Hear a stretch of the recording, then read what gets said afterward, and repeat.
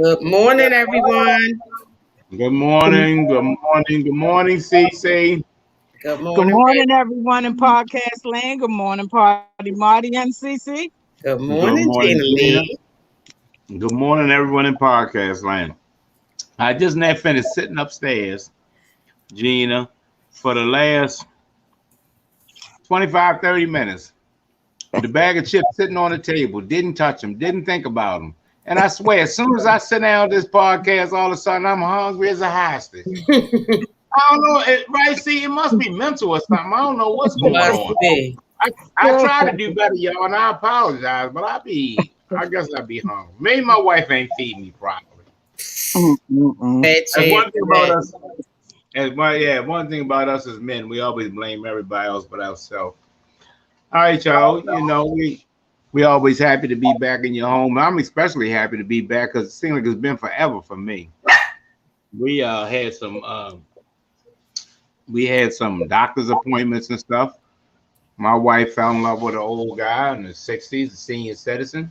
So now she got to go back and forth to doctor's appointments to me. Um, uh, what else? See, and then I was real. The Ravens didn't play, so we didn't do really who you with, which we should have, but the fight was gone. They called it a bye week and we needed it, but to me it's just a Sunday with no football. Ain't nothing good about that. And then after that, it was uh it was Tuesday. Come on, Cookie, you want to get up here? It was Tuesday, and we were back at the doctor's. And then Wednesday, I was sitting over there and relaxing, and Gina and Pastor Rhonda and my wife were doing a spotlight on small businesses. Come on, what you want, Cookie? Hey, Oh, doing BB. yeah, good morning, B. Doing spotlight on small businesses, and I felt like a kid found out wasn't no Santa Claus. They was over there laughing and joking and skinning and grinning. And Rhonda act like she been on this. Cookie, stop. Rhonda act like she been on the show forever. She came right in as a natural, and everybody was having fun, and I was sitting over there, standing on my. See, Salty. Salty. hold on. I'm waiting. What? Yeah, salty as can be. Let me tell you what I do around here. I got a tell on the dog. CC intimidates everybody in the house. Me, the dog, everything. When she gets when the dog act a fool, she ain't paying me no mind. But you know what I do? I tell her. I say, "See," Good and morning, I say, Smiley Baby and Tia Dolly. she know that she gonna get in trouble. So that's the name of that. Hey Doc, how you doing this morning? Blessed. I'm blessed. That's what's up. All right, y'all. Let's get back into it. Doc, welcome back, everybody. As I'm saying or explaining, welcome back. Our show's been off for a minute, and because of different things, and point blank, like Gina says out in podcast land, I miss y'all. So without further ado, let's get into the prayer so we can get into our show. Father God, thank you for the wonderful things that's going on in our lives. Father God, thank you for the time that you put into the podcast. Father God, thank you for keeping us safe and we seeing our board back here. Father God, we always pray for all those people over there fighting their God-forsaken wars, losing mothers, fathers, sisters, brothers, aunts, uncles, cousins, losing limbs, losing sight, losing homes. When they're getting back home, relationships destroyed. Father God, please keep those persons safe. To everybody that's out there that's devoting their time and attention and letting us have a wonderful life while we sit around and do podcasts and eat bonbons and they're dealing with that. Father God, thank you to my good friend Stan, who here, the son, and the rest of them, my nephew Andre, Marine, everybody that's just out there. Hoorah! Father God, we always pray for everybody out here that's dealing with this God-forsaken pandemic. Father God, we have come a long way. But Father God, we still have a long way to go. Please keep us safe and please keep them in your prayers. Father God, as Gina always teaching us, we're living in sometimes what's even called biblically the end of times. The end of times, when she made mention to us that the largest wildfire on record was burning in the coldest region on earth. Once again, the largest wildfire on earth by record was burning in the coldest region in the world. Father God, that's unexplainable. Moment of silence, please. Amen. Amen. Amen. Hey, Amen. everybody. Hey, You know, everybody's in the house this morning. Good morning, Karen Cunningham. Good morning, Helen Priscilla Tates and Sheila hey, Todd. because Thank you, everybody, for joining us. thank you, neighbor. I saw y'all with McGruff at your thing out there, Sheila, at whatever it was. I guess that was probably, I don't know if it was Halloween or what, but McGruff, the crime dog, that was pretty cool. Oh, All yeah. right, y'all. Yeah, that was pretty cool. All right, y'all. I'll start today. Let me get in there first, do my thing. My topic today, since I didn't get to do sports, myself, CCG, didn't get to do our sports presentation of who you with. We'll be in there on Sunday, though. You know who we with on Sunday. Go Ravens, baby. We back and well rested. My topic today is Mr. Aaron Rodgers. Yes, trunk or treat. Yeah, Gina does that too. I tried to get in contact with you, Gina, for the trunk or treat. We know that you said your church, but you didn't really say where it was. Cece and I had our mind to act of kindness. We were going to pop up and just drop off a moon bounce. And but I couldn't get in touch because you were doing so many things. You know, shout out to the Dr. Suttons of the world who wear a lot of hats, who fly all over the world trying to save things. Shout out to the Gina Lee who's retired and he's got more jobs now than anybody that I know that's retired. She got more jobs than anybody I know that's working. You know what I mean? Shout out to our engineer who you know, I don't know if people know it, but my wife starts this podcast stuff 5-6 o'clock in the morning. It's up, it's a lot to it. Seeing Gail, you know what I mean, doing stuff. You just don't know the hats that a lot of people wear. Gina has on her crossing guard outfit while she's doing the podcast. You want to know why? Because as soon as the podcast's over with, she lickety split out the door. She got to go back to work. You know what I mean? Doc always flying around the world somewhere. Myself, I wing it. Just like me and Doc always say, we don't got no topic. We wing it. We do what we do. You know what I mean? We consider ourselves Doc has a PhD for real, so I won't joke about that. But I got a PhD in these streets and common sense. So let's talk about Mr. Aaron Rodgers. CC told us exactly. Me and CC was talking, and she allowed me to do the topic because she was going to do the topic. We talked on it in depth, and this man got slick. They asked Aaron Rodgers, and everybody don't know who Aaron Rodgers is. He's an MVP quarterback of the Green Bay Packers. He's one of the best to ever do it, in my opinion. Probably just as far as talent, the best that I've ever seen. Now, I don't know. Johnny Unitas is the best I've ever seen. Johnny Unitas. But anyway, they asked him, was he vaccinated? And CC, tell him exactly what his response was. He said, yes, he's immunized. One more time. The question was, Mr. Aaron Rodgers, have you been vaccinated?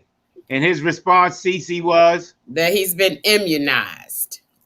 That's what we call sidestepping in West Baltimore. Did the sidestep. You know what I mean? He slid to the side. He gave you a little slick answer. But the bottom line is, we've been watching our quarterback who's unvaccinated, who we're seeing that may cost us the Super Bowl this year. Because Aaron Rodgers may have just cost his team a Super Bowl or the playoffs. Because he's undoubtedly now gonna miss 2 of the next games. He's gonna miss Sunday, which was the number one matchup, him against Mahomes. Can you imagine how much money television and stuff was lost? They aren't in the same division, conference, and them. They may not play each other anymore. They haven't seen each other ever in Aaron Rodgers in his career. They've never seen each other, never played against each other. This is the last year's MVP, and the year before that's MVP. Had a chance to compete on Thursday night where we can enjoy ourselves, but it's the night, right? Isn't the night Thursday? Yeah, it was the night. It would have been the night. We lost out on that once again because not being immunized. And it was a slick trick that he pulled. That he even sidestepped party. He didn't say he was not vaccinated. He said he's been immunized. Hey, a play on words. It worked on me, party, and God gave me the gift of the gab, and I got it. You hit me with a legerdemain act, word. You hit me with a legerdemain act, sleight of hand, some little tricky stuff. That's what you did to me, and we fell for it. Now, here's the point that I'm making. Let's use Gina Lee as an example, because Gina Lee did security for the Ravens Stadium. Gina Lee knows that they walk around there with a mask on if you haven't been vaccinated. Get ready to get me to use the word immunized. If you haven't been vaccinated, if you over there and Gina Lee will see, if you look over there on the sidelines, Gina can name everybody that hasn't been vaccinated, at least 80% of them. Why? Because she sees them with a mask on. Lamar is not vaccinated. Even on the sideline, he got to have a mask on. When he walk around, he got to have a mask on. Aaron Rodgers never has a mask on. You've never seen him on the sideline with a mask on.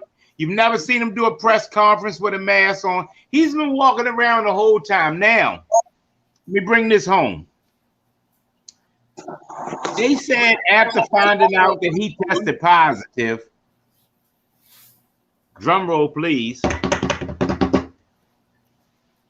who is now in COVID protocol, meaning close contact on that team? They didn't have anybody. Now, I want y'all to think about this, all you sports people. The quarterback is affiliated with every goddamn player on the field. Drum roll, please. The quarterback talks to the running back, hands off to the tight end, touches the lineman. He gets tackled by people on both sides of the field.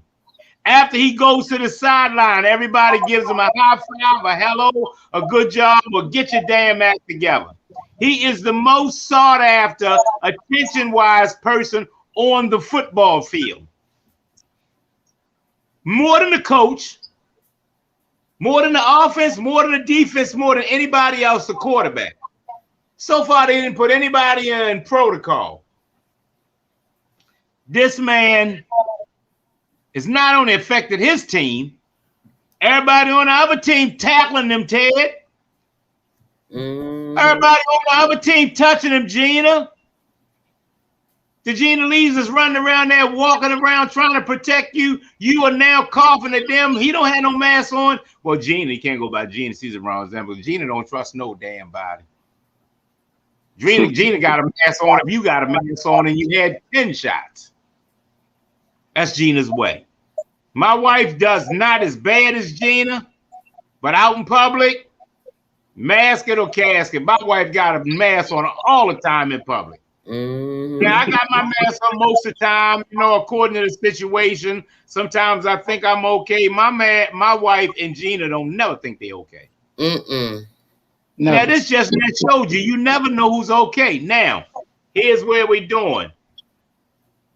And I'll put this to the panel to get their opinion on it, and you please chime in podcast land.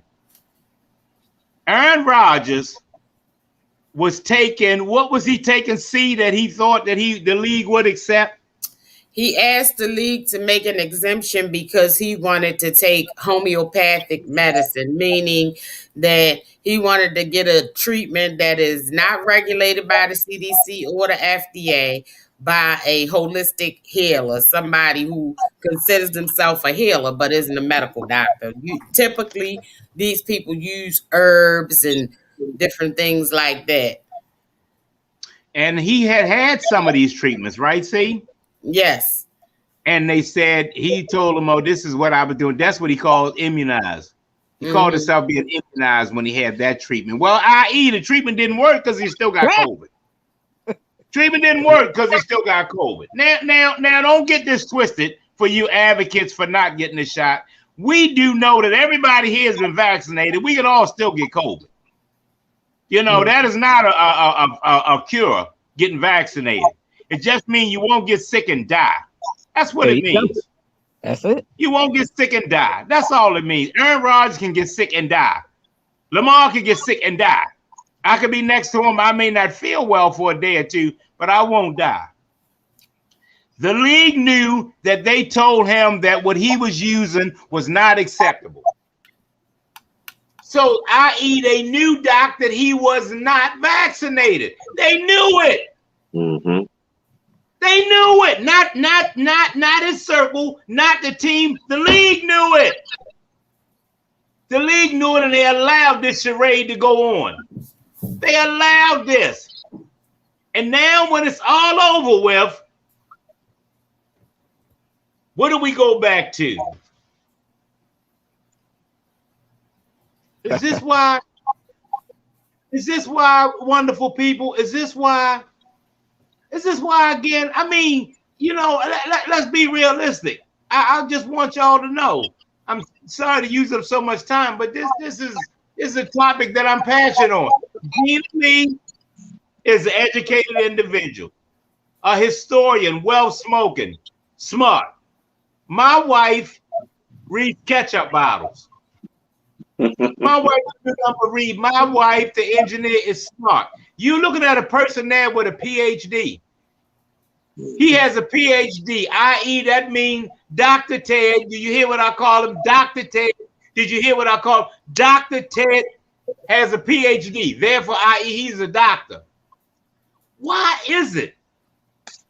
Why is it that y'all keep doing this shit to us? Why do y'all keep doing this to us? What? I mean, this is literally borderline insanity. The definition of insanity is keep doing the same thing and thinking you expecting a different result. Man, y'all, Michael Jackson, all I can say is they don't really care about us. Man, y'all, we are not a black show. We're not a white show. This is an informative show. For real talk, y'all. If you can't tell something's wrong with this picture, you're a damn fool. This has to do with beautiful and wonderful. That this man got away with this long. You can say whatever you want. Say whatever you want. We ain't the bottom of the barrel. Educated, smart as hell, PhD, party Marty. We ain't no just dummies, pieces of shit. I mean, we are black as in race, but what are y'all doing? When will it stop? It ain't got nothing to do with Democrat and Republican anymore. It don't have anything to do with that anymore. It's dealing with beautiful and wonderful. Some of this shit is just out of control. And frankly, I'm sick of this shit. I'm sick of this shit. Mr. Commissioner, you knew it. The league doctors, you knew it. You knew this man wasn't vaccinated because you told him, i.e., whatever treatment that he was taking, that he put an exemption for, you rejected it, denied it, said it wasn't right. So therefore, you knew that he was not vaccinated. And you've been watching him on the sideline. You heard him get slick and say immunized. You saw all these things going on, and you let it go because he's Aaron Rodgers. Because he's wonderful. That's but right. You didn't talk all that shit with Cam Newton. You done went through all that with Lamar Jackson. Man, come on, man. The cover up is real. The cover up is real. Yes. We're going to start this. Doc, I want you to go last on this. We're going to start this with Gina Lee, who works at the stadium, who used to work at the stadium because of some bullshit. It's so much going on with these teams and stuff now. I use Gina. Let's start with her because she firsthand knows it. Gina Lee was one of the supervisors at M&T Stadium down there for the Ravens in security. So she had a team under her that she supervised and directed, and she had a bad incident with Mr. Mahomes and them brother and all. But that's not our topic. Our topic is she's around this, and she sees the inner workers. She goes through the tunnel. She goes in the rooms. She's in the meetings and stuff like that. Gina Lee, how do people like this, how do they sleep? What was their whole objective of keeping this thing a secret and allowing this man, wonderful of trade, to get away with this? Well, it's really only one word. Well, first of all, good morning, everybody. It's really only one word. One word. Yes. Dollars. It is money. That's the word, money. Yeah. That's all it is. If they had taken that man out and he couldn't play, they would. What is happening now is what would have happened. but they are paying the price, even though they tried to cover it up. Yeah. They're still paying the price. So now you got this person who they could have made big dollars on, can't play. Can't play. And I'm going to say, like you, he's a damn fool and he's selfish as hell. You know, when you think about only you, you're not thinking about, like you say, the people that you're coming in contact with, and then they come in contact with their families and friends. And this is the same thing that, I mean, you know, people may label me as being extreme, that, you know, I don't particularly like being in crowds right now. You know, I don't. I'm gonna be honest with you. I don't care if the numbers are going down. You know, because like Cece, I read and I know that this isn't going to be the last variant that comes out. I know it. You know, so what all I'm going to say about it is, we all know what propelled this. Yeah. That's all. That's right. That's right. Mm-hmm. Absolutely. You know. Good point, and Gina. Let me ask you one more question. At a rough estimate, Gina, a full capacity game like Aaron Rodgers, the MVP of 2021, playing Mahomes, the MVP of 2020. How many people may actually be in a stadium? Players, security, car washers, GSA service. How many people at an estimate? How many thousands of people could be in the stadium? You could be at close to 80,000 people. 80,000. Because you're gonna have. I mean, you take M&T Bank Stadium, you're talking 70,000 right there. Right. Okay, and then you got probably upwards of 700 just low-level staff. The concession stands, the gate, the ticket takers, the ushers, you know, low-level staff. And then you got security, you know, you got police officers, you got, you know, people that you even have military that's surrounding the building just in case something strange might jump off, you know. Mm-hmm. So, you know, you talking good 80,000 people. That's just a selfish act, Mr. Rogers. It's selfish. That's a selfish act, Mr. Rogers, and NFL commissioner. That's a selfish act.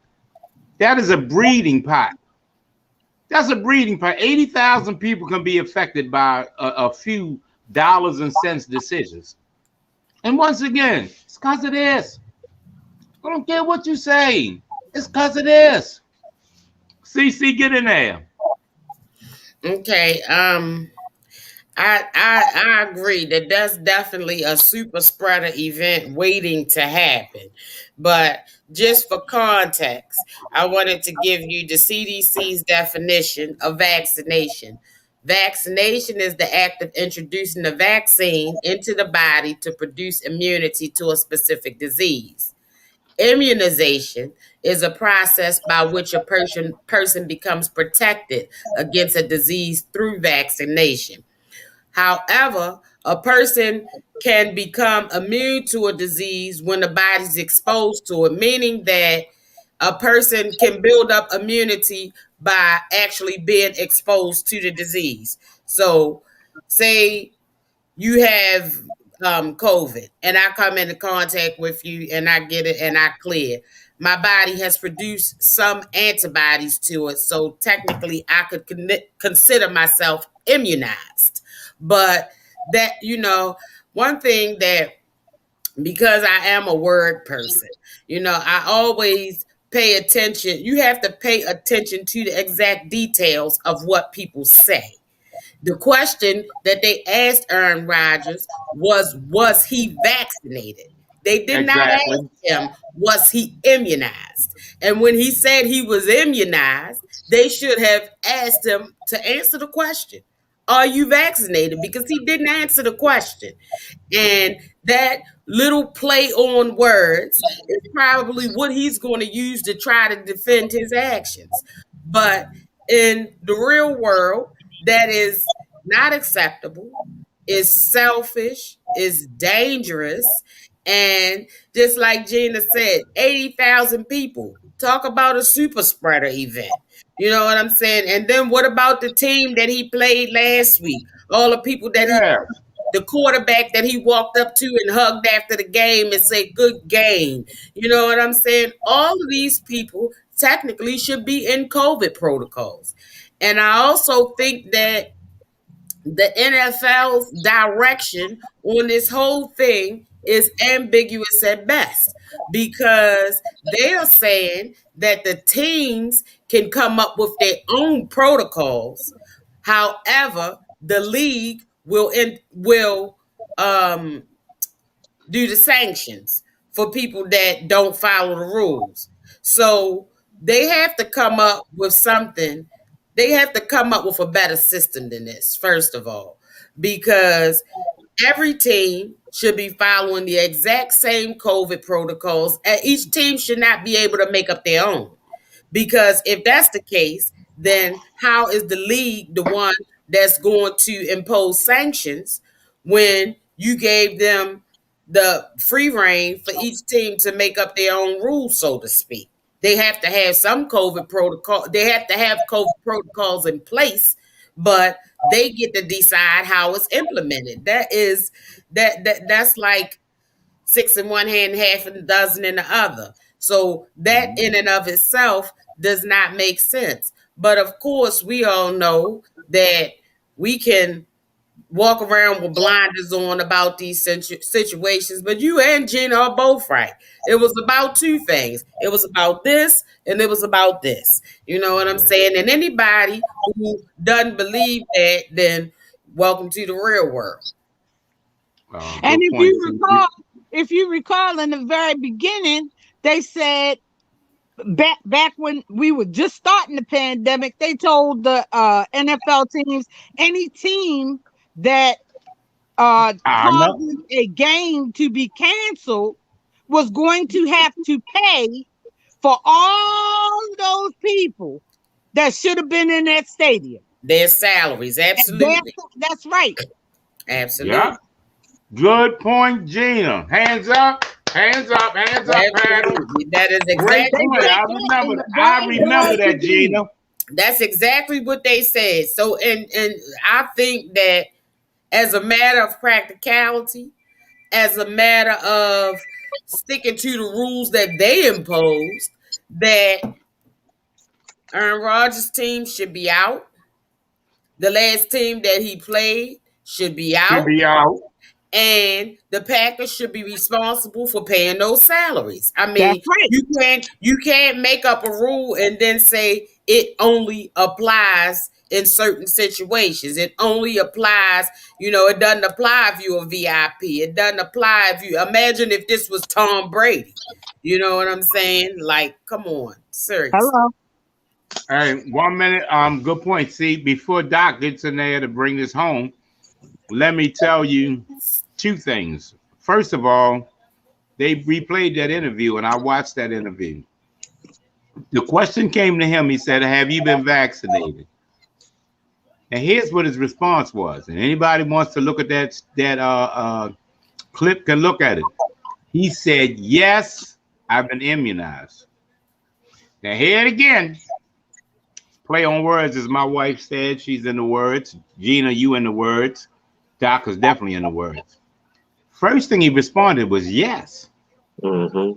I've been immunized. He said yes. This is a question. He said, have you been vaccinated? He said, yes, I've been immunized. Have you been vaccinated? Yes, I've been immunized. When he said yes, he had me at yes. Okay, that's that. The next thing is,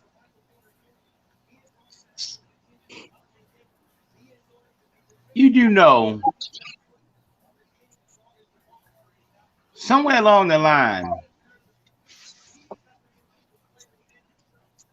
Okay, here's a good way to put this.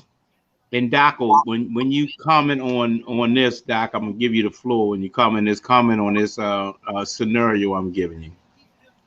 Do you know that a person that knows that he has AIDS virus and goes off and have sex, say a man or a woman goes off and have sex with another partner, and they contract the AIDS virus and they didn't tell them, do you know that now they charging them with attempt murder? Murder. That's right. They charge them with murder.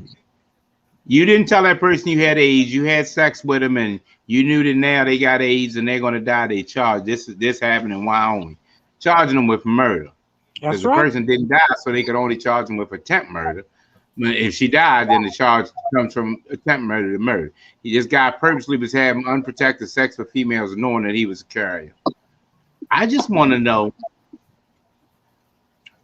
what's the difference when you know that you're unvaccinated and you run around acting like you're vaccinated?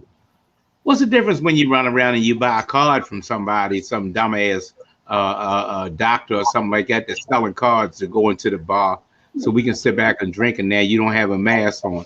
If you that doctor that sold him the card saying that he was vaccinated and he wasn't vaccinated, and he can contaminate that whole bar or that whole civic center or whatever, how's that not attempt murder? How Aaron Rodgers getting tackled by everybody on both teams and telling everybody high five and coughing at people, and Gina come over there standing over there and want to take a picture with Aaron Rodgers just so everybody know this Gina. Well, not Gina, because she a paranoid schizophrenic.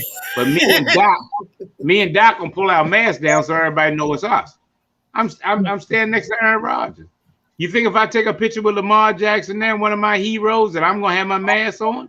No, I'm gonna pull my mask down because I want everybody to see his party.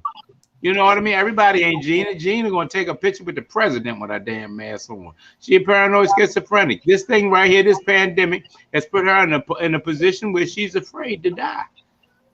We're both, Gina Lee and I both are 64 years old. Anything that that happens to us now is a death sentence. I figure like this. I ain't afraid to die. I just know that I can prevent this.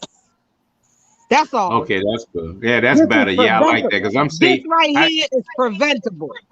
Yeah, that's right, Gina, because I'm saved myself. You know what I mean? I ain't in no hurry to see you, Lord and Savior Jesus Christ, but I'm ready. I'm ready. I know where I'm going. I ain't got to discuss it. I ain't got to assume it or nothing like that. My mother taught me this: to put yourself in a position to be prepared. But it passed around to say the other day, what if God walked in your house? Right now. Right now. What if God walked in your house right now? Would you be ready? Mm-hmm. Would you be ready? Listen to you out there. Hey, everybody out there in podcast land, I'm Party. Got something for you. Drum roll, please. One more. Drum roll, please. I'm ready. I'm ready. I know what my heart is. I ain't got nothing to do how many tithes I pay, who I helped out with their rent. You know what I mean? What lady I helped cross the street. My heart, I'm ready. I'm ready. Hey, because, yeah, that will be cuz. You ready, cuz? I'm ready. You ready, Bunny? I'm ready. You ready, B? I'm ready. You ready, Doc? I'm ready. You ready, C? I'm ready. You ready, Gina? I'm ready. Are you ready, podcast land? Hands up. I'm West Baltimore Party Marty, ex-dope fiend, jailbird, crack addict, stand on the corner thug.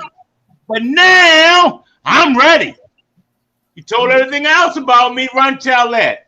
Now you, Mr. Rodgers, you will be held accountable on Resurrection Day for this deed, this act you committed. You will be held accountable, Mr. Aaron Rodgers, for this deed, this act you committed. Hey, Bryant. Hey, Bryant, but listen. Now, Gina Lee gave you an opinion from somebody that works in the stadium that was affected by this immediately. Why? Because also she has to sign off on a crew, on a shift. People work under Gina. She got it right on the piece of paper. What happened? Well, y'all just get my check and go home. She's sitting in the office writing up what we call, right, see, an incident report. Mr. Aaron Rodgers didn't tell anybody he's vaccinated. I had 4 of my officers over there that took pictures with him and doing this, directed him to his car, shook his hand and tell him she got to write an incident report. That's her opinion. Cece is the one who hit me to the topic. So we sat in the house and talked about it. So we're passing about it. We talked for a minute. Go ahead, C. Excuse me, I didn't mean to cut you off. But another point that I wanted to make about this whole situation is that all these anti-vaxxers marching in the street about their right to make a choice. But Aaron Rodgers, you took everybody in that stadium's choice away.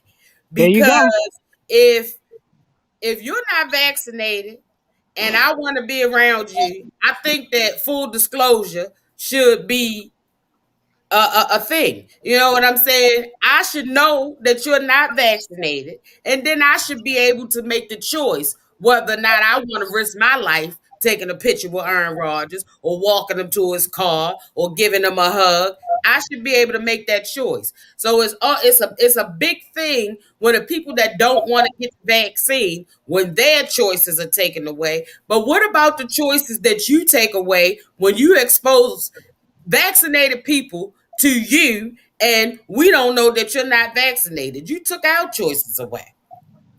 That's right. You know, that being said, I'm gonna say this for myself.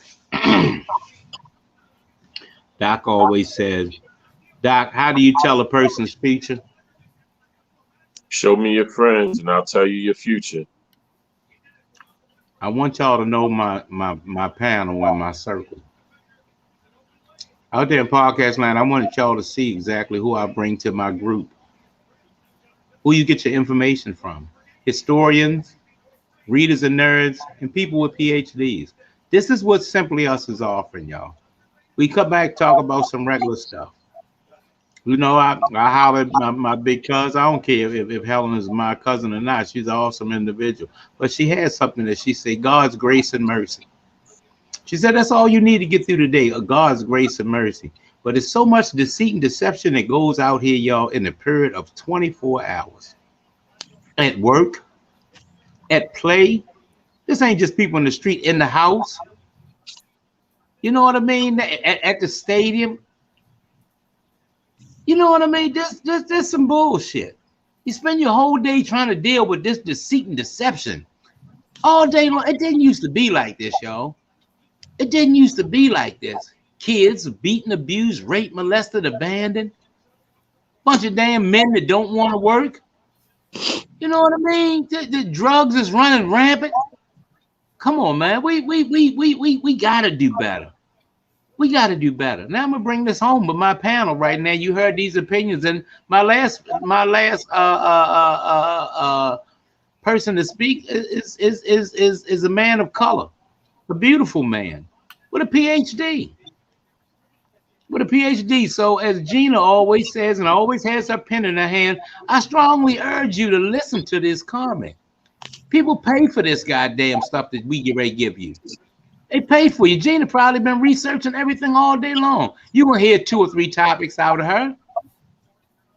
I mean, I ain't telling everybody you got to watch the podcast because it was an idea that we had or we want you. I'm telling you to watch the podcast if you want to learn something. Doc, teach. Your turn, Doc. Right. Well, I think everybody that spoke already has been 100% on point. I think the thing that kind of bothers me is because when you have a person that has a platform, and his platform also has been part of that brand that he's a part of, people, they are naturally young children's heroes. And so for that to be, the case, first, to me, he's already broken the integrity rule, which he started out lying when he said yes. And then he finished the statement. That was what it was, a yes, it was a firm yes, period. And then it's, I've been immunized. You know what I'm saying? He should have just said, I've been immunized. When he said yes, he lied. And so if he's in court, he would be tried for perjury. Exactly. So the thing is that you got two different things when a person dies by your hands. You got manslaughter and then you have murder. Intent has everything to do with it. So if a girl is just trying to kiss you, or somebody trying to kiss you, you know what I'm saying, you know, but they not telling you that I have herpes, you know, and I'm actually having an outbreak right now, then they have intentionally put you in a situation that you did not sign up for. You may have signed up for a person to allow a person to give you a kiss, but you didn't sign up to have something for the rest of your life that you can't get rid of. And so what I'm saying is that his intent is everything. And so none of this is an accident. He intentionally tried to mislead people.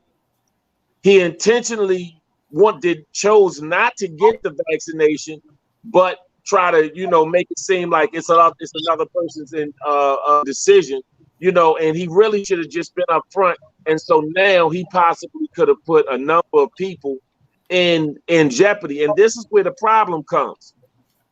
You're going to have some people that have it and they just don't care at all. You know, they I ain't wearing no mask. I ain't going to wear, you know, the reason you wear the mask is also to protect other people.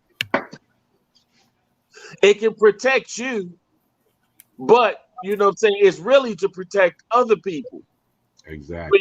When you wear the mask, you have a higher potential not to give it to somebody as opposed to somebody, you know, that came in and you had a mask on.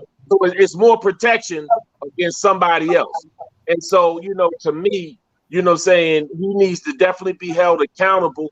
And unfortunately, it had a lot to do with his talent and his color that allowed them to overlook certain things. And the part that bothers me is that same Trumpism, that I'm above the law mentality, that really bothers me in this situation, because all he would have had to do is sit his behind down for 2 weeks, get the shot, and come back and show the best of your ability of what you could do.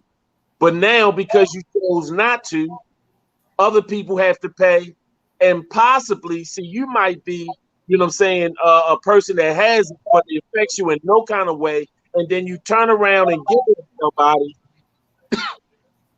who now may pass from it because you chose to just do you.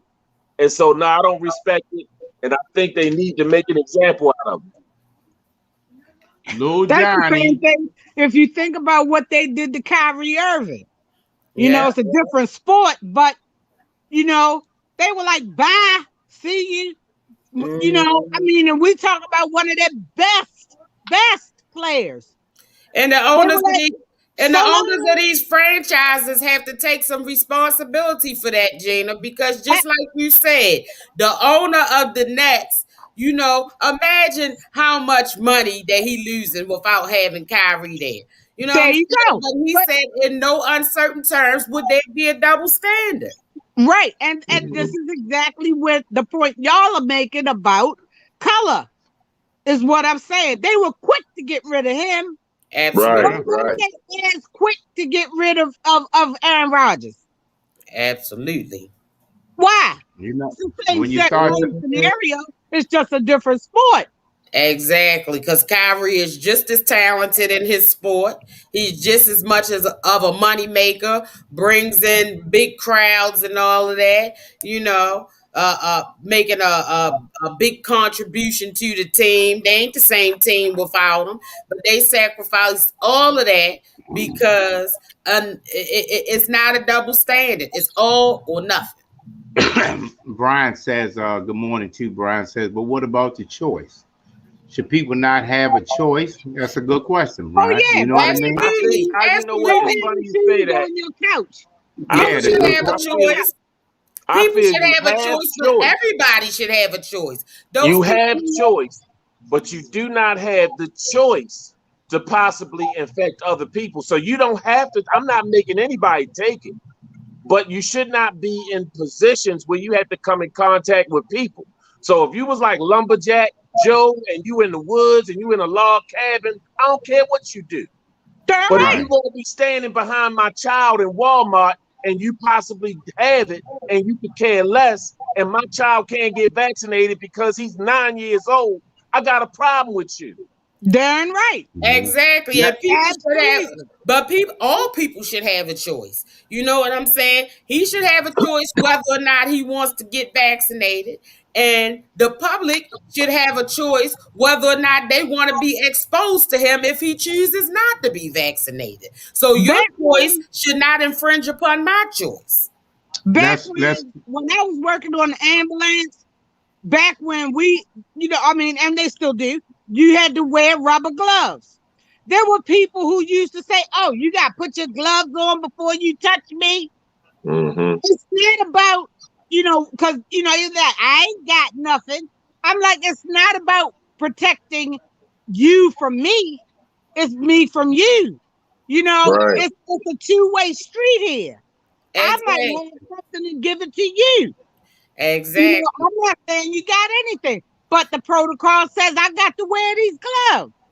Well, Let me It's a ask you. mandate, by the way. Let's give you another scenario. Let's take Aaron Rodgers off of the football field. Let's put him in a classroom. Let's put him in there as the teacher. You keep sending your child to school every day in that classroom. You think that teacher's immunized. No, I'm not. Yeah, did you get the vaccination? Yeah, I'm immunized. That's what they said at the Parents Teachers Association meeting called the PTA. And as Doc says, and I reiterate this, his first response to the question was yes. He said yes. The question was, have you been vaccinated? That makes him, i.e., a liar. Doc and I know life is different terms because I've been in court several times dealing with my freedom and stuff like that. In a court of law, that's called perjury. Right, right. His response was yes. So he lied. Before you went to any other statement, your response to that question was yes. So you lied. You know what I mean? I always give the little story about little Johnny. Little Johnny's 6 years old, 8 years old. Doc throws out ages and stuff because it's probably his real, literally his children's age. He said, my son is 9 and can't get the shot. When they start saying stuff like that, they're talking about something that's literally affecting them. Well, Johnny plays around with the teacher and the kids and stuff in the classroom. Johnny don't have to worry about getting the AIDS virus or nothing like that. He don't have to worry about getting corona or nothing. He's all playing and having fun. But Johnny don't know. He comes home and he tells Mommy, hi, Mommy, how was school? A good day. And Grandma says, hey, Johnny, you had a good day, had a good day. Johnny just now hugged his grandmother. Johnny's a murderer. Johnny doesn't even know it. Johnny just now gave his grandmother the coronavirus. It didn't affect Johnny. It didn't affect his sisters and brothers, but it affected his 73-year-old grandmother, which i.e. Gina and I are in that course. Hello? We're in that little area of people that's up in the age where they get affected. My brother right now, CC, makes a lot of excuses why not to come over here to watch the Raven game with us. My brother's 73. His excuses is, I don't feel like, I read between the lines. My brother just don't trust going outside, being around people.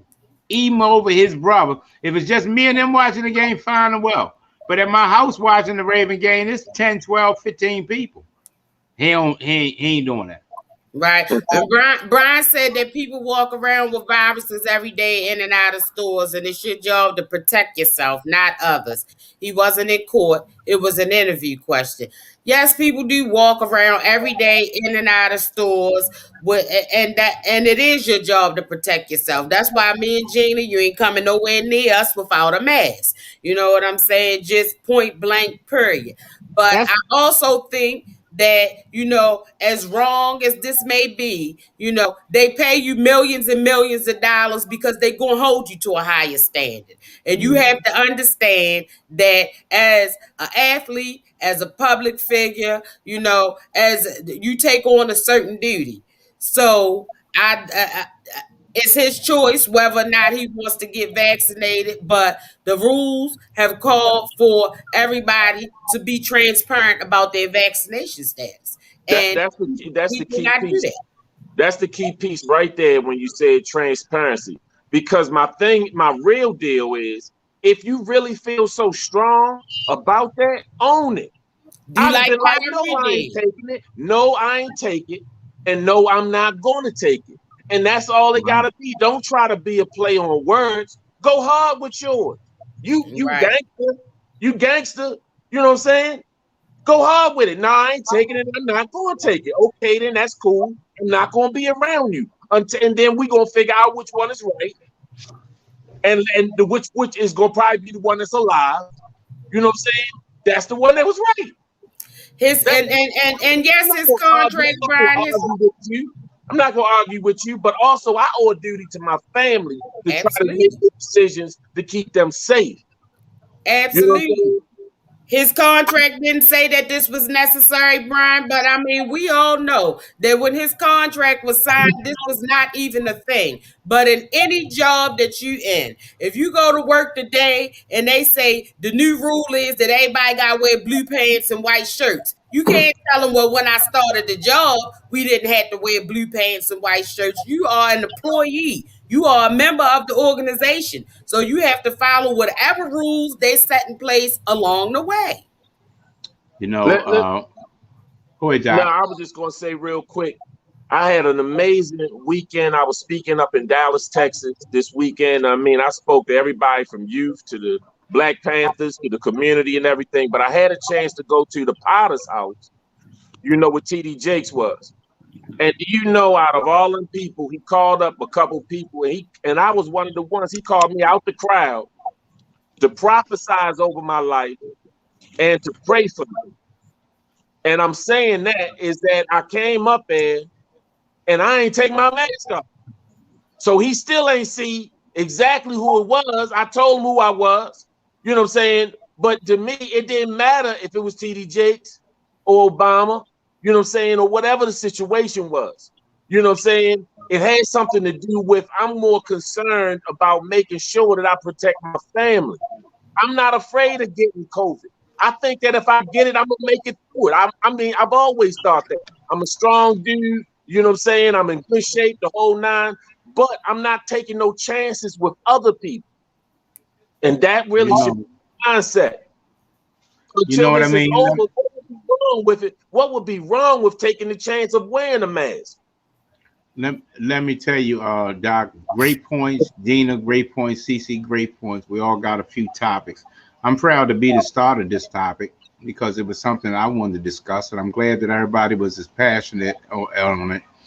CC and I were, it was CC's topic, and she allowed me to do it. You know, after we talked, she said that I would ask her questions and stuff, but she's gonna do the research, and everybody had good answers. And we're gonna move along because we got a bunch of topics. But let me say this to closing. I want y'all to know Brian Samuels is highly educated. An antagonist. Yeah. But that's what he does. He plays devil's advocate. You know what I mean? Come on, Jeannie. You've been knowing the family forever. Brian is Pastor Ryan's brother. Pastor Rhonda. Pastor Rhonda's brother. That's her, you know what I mean? That's her brother. They're a prominent family and stuff like that. And they're opinionated. Now, I'll leave this in response to a few statements and stuff Brian made, and Brian is entitled to his opinion, and I respect his opinion.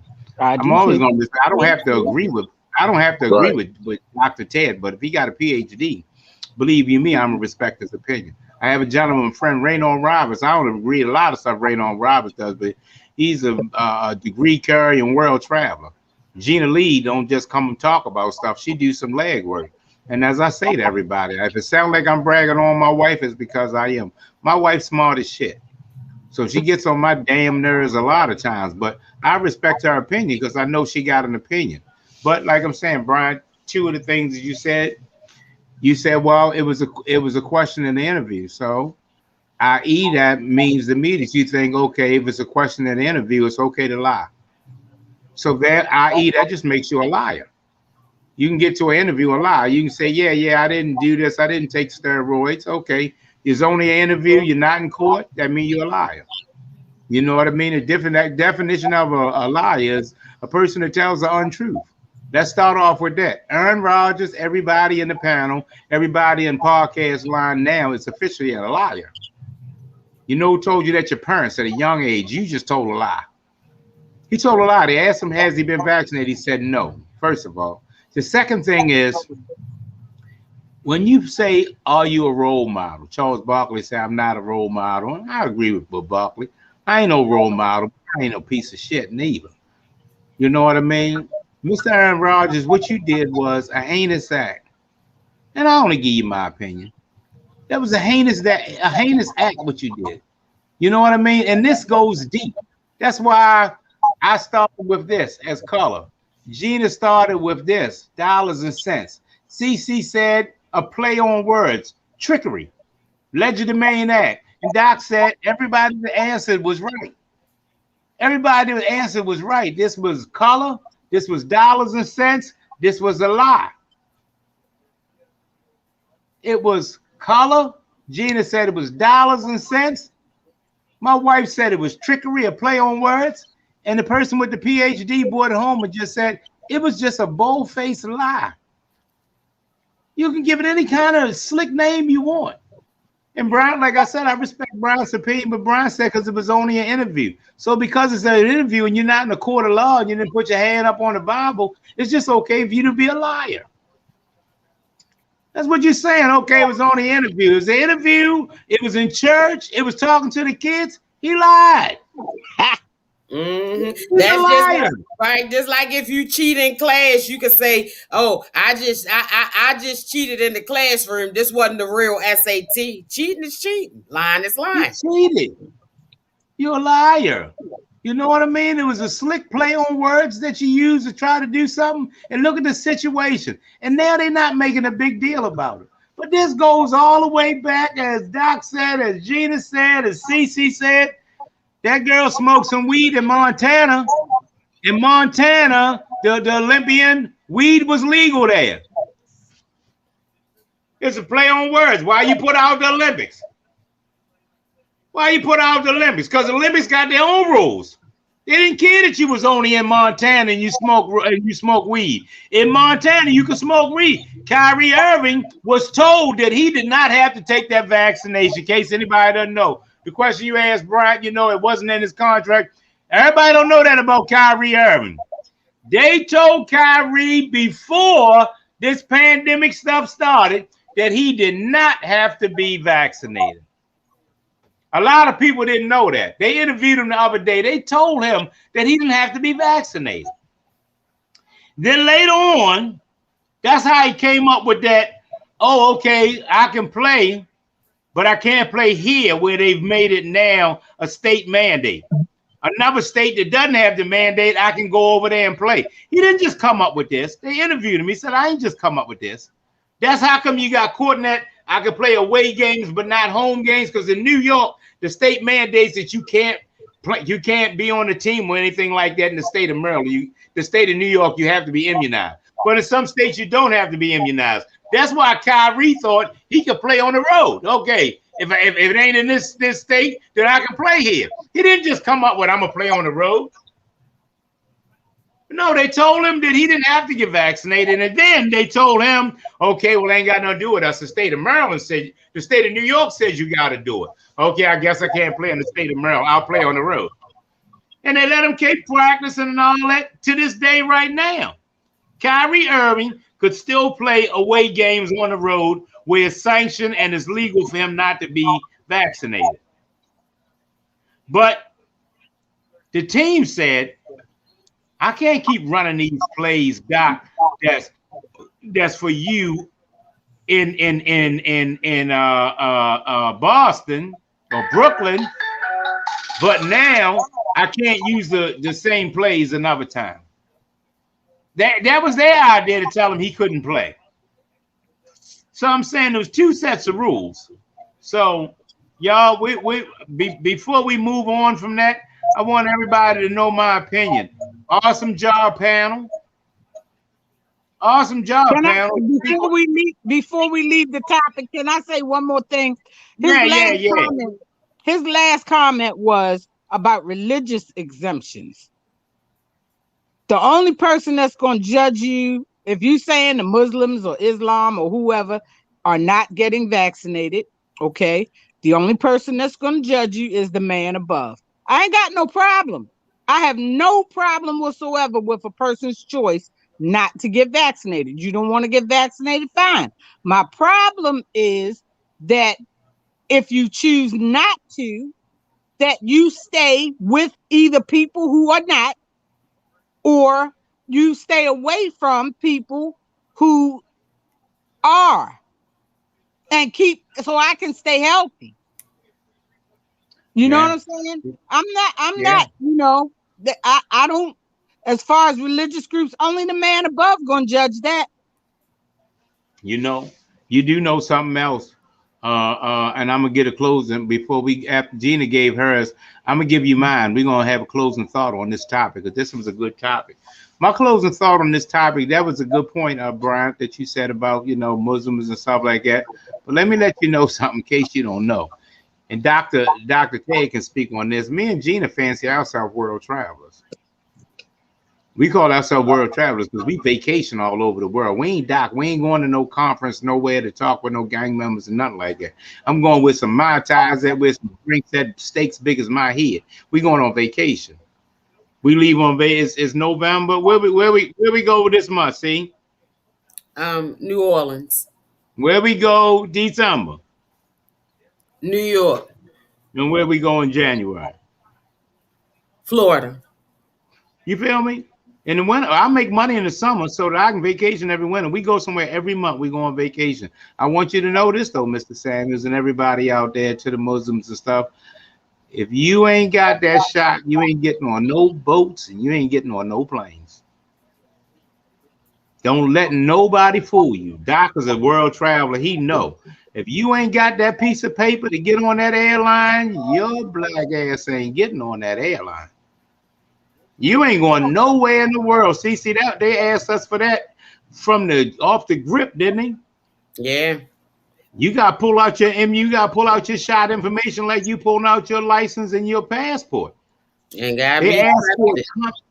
Yeah, they asked for it coming and going. They asked for it on the way to Jamaica.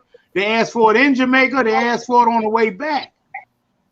So if y'all think that, you know, okay, I understand your opinion with that. With 3 worst states to visit with the virus. Yeah, it is. But you know, you talking once again, Brian, y'all talking about third world countries in the third world. That don't really mean a 5-star resort that I'm in. That ain't the same when Doc said he going over there to New York. We're going to New York next month. But we're going to stay in a big shot place and we're going to see Broadway plays. We ain't in the middle of Brooklyn in the house. We ain't at no gang summits up in the projects. It's a difference.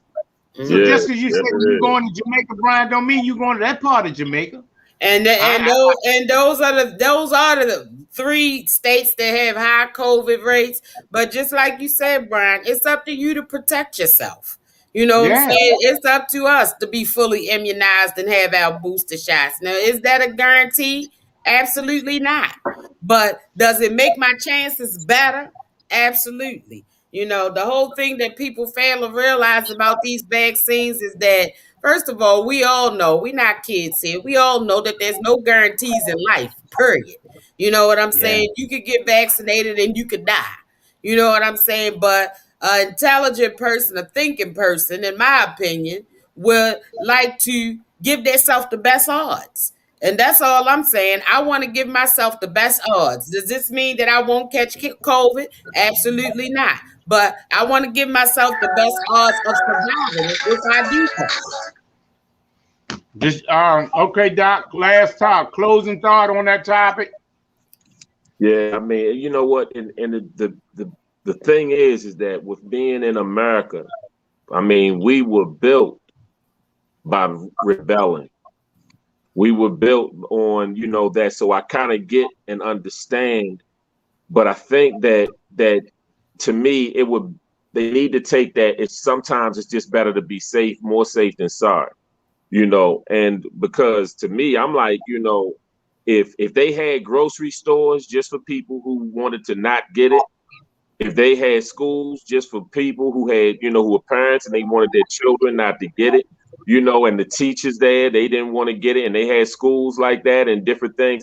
And you know what? I think that we will see a major difference in the spread from the ones that will be vaccinated, the stores, you know, and the different things. And I think that since we're on the honor system to be around people that, you know, hopefully they're thinking about their own protection, but also the people around them. So it's not about, I think people take it like, oh, somebody trying to make me, they trying to take away their rights. And I mean, it's like, nah, I ain't trying to take care of your rights. But we are in a different time right now with a different element that we are actually fighting. And we have to be on the same page or this thing is going to be drawn out.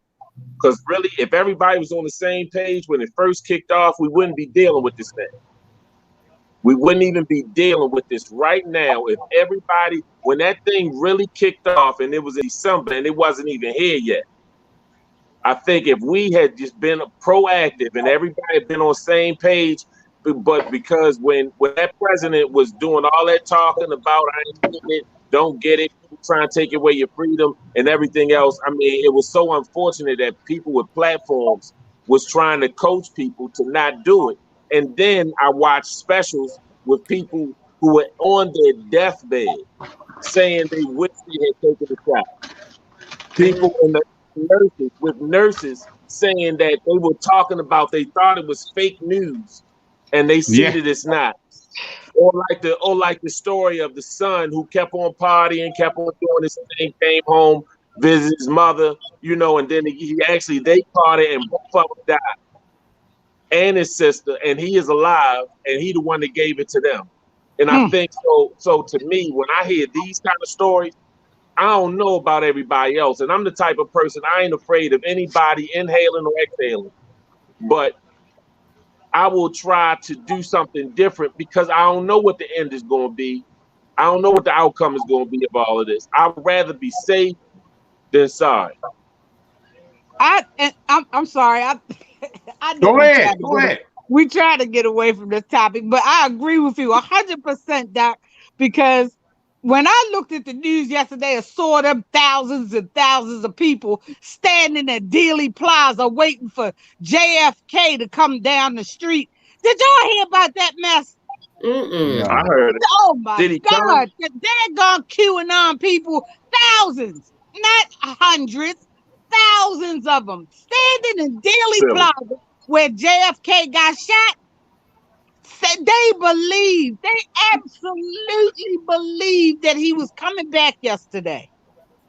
And they said he was going to run with Trump. They said he was. Who the wait a minute, hold, Gina, hold. The ex-president JFK, John F. Kennedy? John F. Kennedy Jr., yes.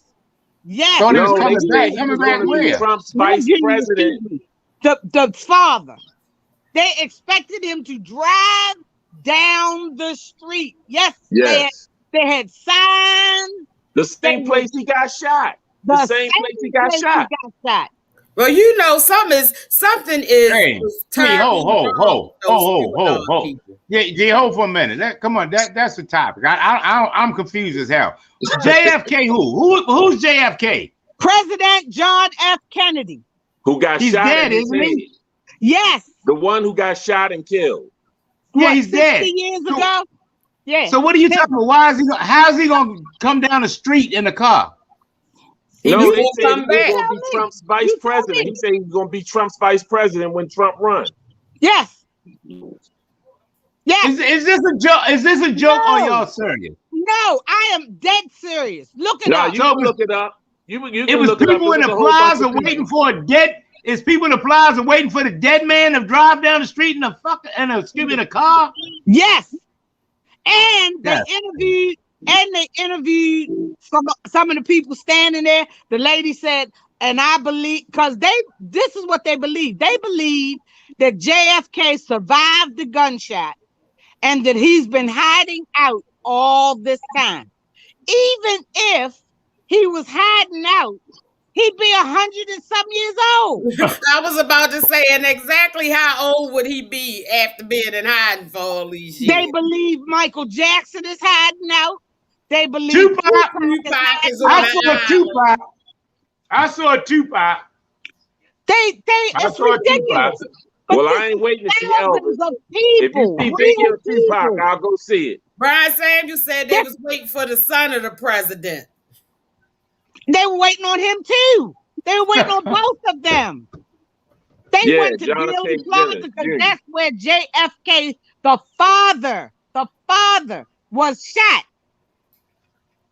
Mm-hmm. And they was waiting for Junior. They was waiting for Junior also. They said he was going to come. He dead too, though. Yep, they waiting on him too. Yep. But I was getting ready to say, I thought the son ain't he dead? Ain't the son Yeah, dead? he did. Yep, him and Oh, his that wife. was all the dead people. Now, he was in a plane The crash. son died correct? in a plane crash. He was in a plane crash. Right. Oh, he ain't dead. No, he ain't dead then. Hey, well, since everybody else coming back, let me get mine. Mama! My mama get ready to make some cornbread. Mama!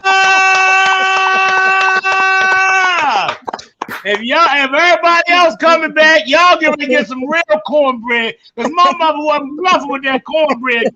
And that's another topic, but I'm gonna let y'all move along. Let me tell you, if my mother was here, Chick-fil-A would be out of business. If y'all doing all that standing in line for some damn chicken, my mother would be a millionaire. Nobody made better fried chicken than my mama.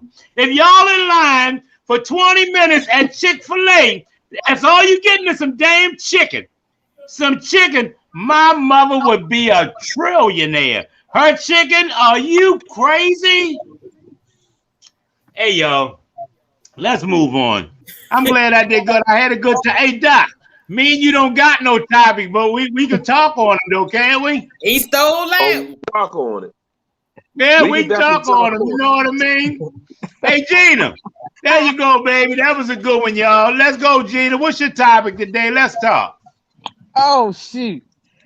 You forgot. Mine ain't as good as yours. Dang. But okay. My topic today was Yahoo pulling out of China. If you remember back in September, I was telling you that that they were banning the minors in China from playing video games and all forms of media. That was back in September. Right. And at that time, they said that they were only allowing minors to play between 8 p.m. and 9 p.m. on Fridays, weekends, and public holidays. That's it. And they were actually, using the police to police this thing. Well, now because of the lack of interest and all the government rules that China's putting in place, so-called to protect their children from the media, I guess, they're Yahoo's pulling out. And, so that's $3.5 billion that they will be losing. They already took a hit back when they were bought out by, I think it was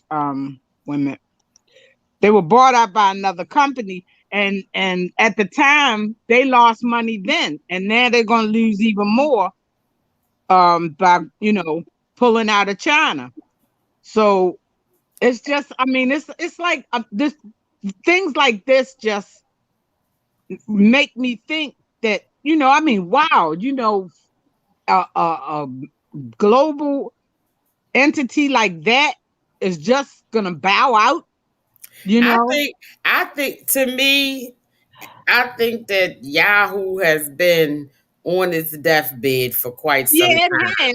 It was one of the first ones to come out, and I think that they have not really kept up with the advancement of technology, because you have companies like Google and all of those others who have stepped in and who have really been on the cutting edge of whatever technology has to offer. And I think that Yahoo just haven't really held up to the standard. So, even though it's always disappointing to see any companies going, doing these type of things, but I'm not really surprised by that, but I'm surprised that they would pull out on their own. You know what I'm Right. saying? It seemed Right. like they would just stay. I mean, even though they may not get as much traffic or use or whatever you want to call it as they could in some place like here where people can freely play whenever they want. It seemed I'm surprised that they wouldn't still keep themselves relevant in that Right. market. Well, it was Verizon that they had partnered with, kind of to keep them afloat, or whatever. But I was just like, wow, I never thought, I thought technology was, shooting through the roof rather than, stepping aside. But I think because of the market in China now, that they're putting so many restrictions on their media access, that's what made them pull out, And I think eventually that it's going to come down to we just going to be left with the big three, because What's the big three? Google, I think it's Google, Verizon, and T-Mobile or something like that. But it's because In these the Amazon, in the Yeah, because Amazon. these companies are constantly taking each other over, even with the cell phone use.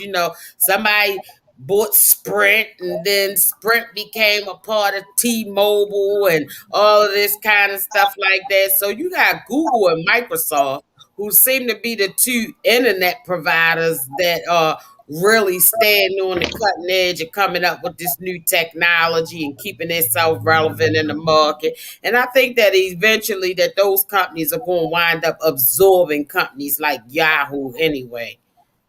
I mean, Amazon. that don't make it true, but that's just my opinion. Yeah, like Doc said, Amazon. If we're talking a big three, they got to be in there because they like pretty. They big boys, ain't they? That Prime.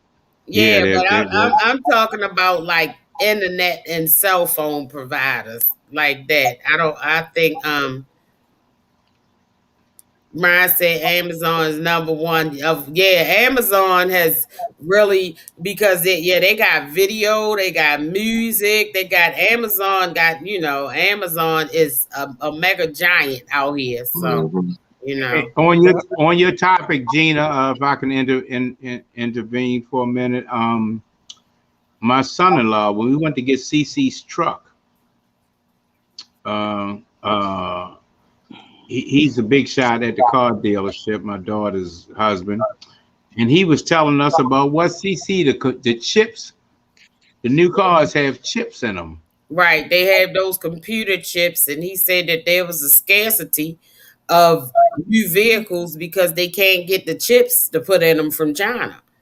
And he talking about they not being available for the next year and a half. He said that it averages 646 to 659 cars on that lot. You know how many they had? What was it? 41? Yeah. So we're down over 600 cars because they literally don't have no chips. Now I could go there and wheel and deal and bargain and get what I want because he a big shot.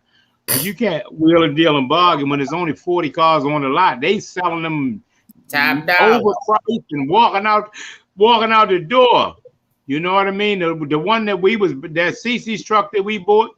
Tell him, CC, while we were there writing up the paperwork, it was two. That other salesman came in to get the keys for that truck. So because he the big shot, he played it off and took the key down. He said, well, what are the keys for? He said, man, somebody looking at it. No, I got somebody that want it right now. He said, I already got a sale for it. He was still dealing with our paperwork. That's how quick they were selling stuff. They didn't have any competition. Everybody needed something. You feel me? You go to the dealership, you wheel and deal and talk stuff and come back the next day and all that. He told us, if you leave right from here now and go to lunch, this truck gone. So we had to buy it, right then. So Brian said that's the deal that Trump was trying to control. Who gets the chips first in the country? We got no surprise there. He always got his hand in something that's going to affect the everyday person, but not him. So yeah. Snake. Well, my second topic is. Okay. I'm sorry. Go ahead. Go ahead. That's what I was going to say. My second topic is gun control. The Supreme Court is now debating the argument about what is conceal and carry, open carry. Open carry is what I meant to say. Because they're saying that the law that's been proposed is too broad. They're saying that the way they're wording it now. This is in New York, actually, but they're saying if this passes, this could be a law that sweeps the country. So they're concerned about people, of course, in just carrying weapons to school, carrying weapons on the subway, carrying weapons to a sporting event, things like that. Because the law is not written to say the Second Amendment does not clarify that you can't carry to those kinds of venues. So that's what they're kind of debating right now as to how far this law should go.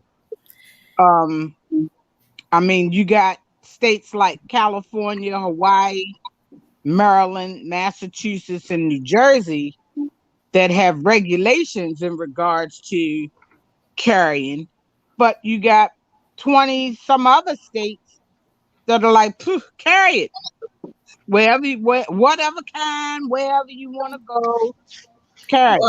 Well, let me just say, I saw that too, and I thought it was really interesting as well, Gina. But let me just say this, that I think that especially with this majority of conservative justices that we have on the Supreme Court right now, I think that a lot of these constitutional amendments are going to be challenged. And it's going to be really interesting to see how some of these things are going to play out, because not painting everybody with a broad brush, but that most conservatives and people on that side of the argument are in favor of little to no gun control. You know what I'm saying? They want everybody to be able to carry a gun, these places like Texas and all of that kind of stuff. So it's going to be really interesting to see with the makeup of the Supreme Court where this argument will land, where once this Roe versus Wade thing gets into the Supreme Court's hands, where some of these things are going to land. And a lot of these things, I think, need to be revisited, because when these amendments were put in place, some of these laws are 100 years old, Yeah. and we're not living in the times that these laws were created for. So I think that that these amendments, that these laws and things in the Constitution really have to catch up with what's actually going on in the world. So this is going to be something, to me, it's very interesting, and it's going to be something that I'm going to keep an eye on. Karen says yes, because down here in North Carolina, you'll see everyone going into Walmart with their gun on their hip open. I never carried mine in Baltimore, but in North Carolina, I'm always strapped. And she says my husband will not carry his because the reason is he's a black man with a gun. And let me ask you that good topic, or good point, Brian. Good point, Cunningham. I'll get Doc's opinion on this. Now, I have a gun carry permit. I always got a gun, but now I got to go through because of the COVID and all that, not renewing it, right? See, so we were today still, we had to go back to our classes and redo everything. There's a lot to getting it. When you get it, though, don't ever play with it. But let me ask a question. Somebody said this to me. Paul, there's something there, boy. Every time I see you got that gun, but they don't realize you see the gun on my side because I'm working or something like that. But I've always had a gun. I've always had a gun. It was either, in my dip, on my leg, under the seat, in the glove compartment, the armrest. Doc, I used to tape mine to the battery underneath the hood. My real move when everybody doing it, under the spare tire. You know what I mean? So I asked that. I've always had a gun. Now I just have a legal gun. But I never just run around with a gun. It gives you a sense of power, and you can get reckless with it.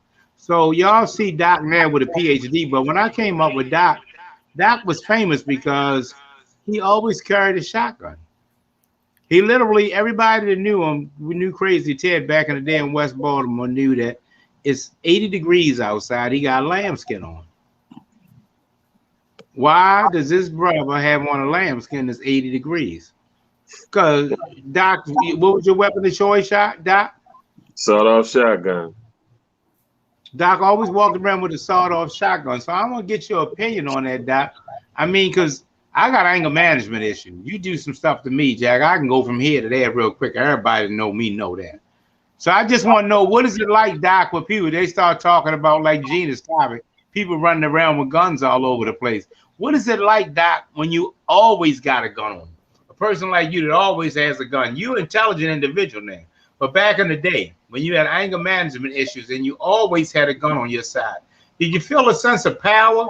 Did anything somebody say to you feel like you can pull this thing out?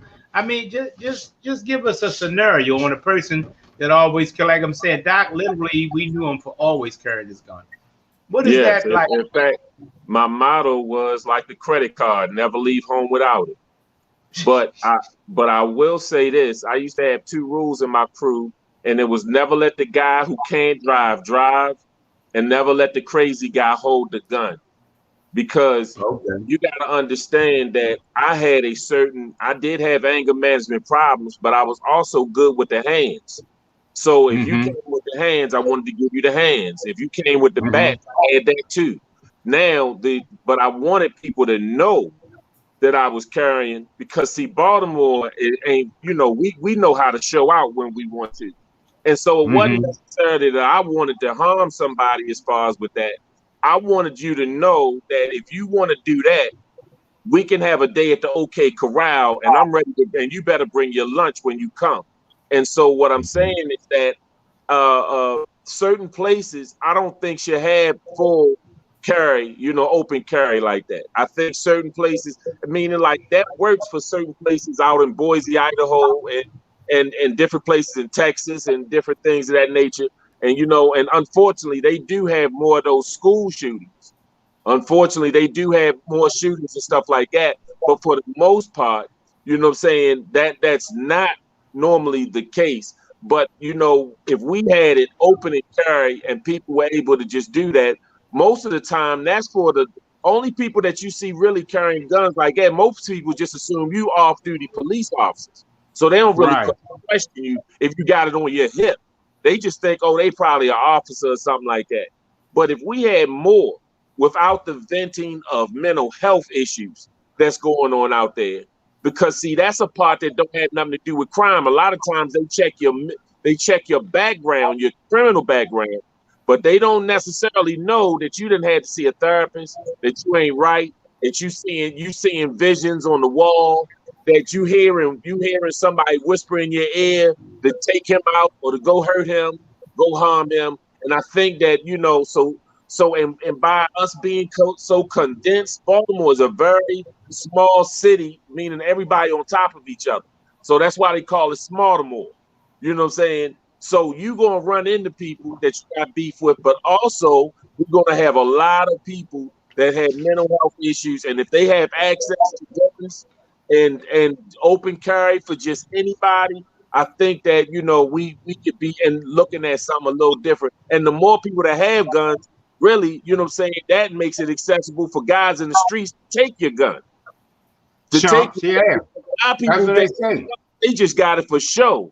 But them dudes that really know what they're doing, they will take your gun from you, kill you, and then go on a robbing spree. You know what I'm saying? So, to me, I've had a gun, but to me, I still stood strong with a gun or without a gun. You know what I'm saying? Like, I'm gonna speak up and do what I got to do with a gun or without a gun. You know what I'm saying? So, I think that we just need to really I would say, revisit that, because we have a lot of mental health issues that are not addressing the gun piece. You know, Well, CC, your Go ahead. comment on that? No, Go ahead. your comment, CC? I just wanted to say that, you know, when Doc was talking, it kind of brought to mind that the story that I was saying about them giving, what was it, Doc, 88 million to the families of those people that were killed in the church shooting. But you know, that's right. But look at what happened in that case. You know what I'm saying?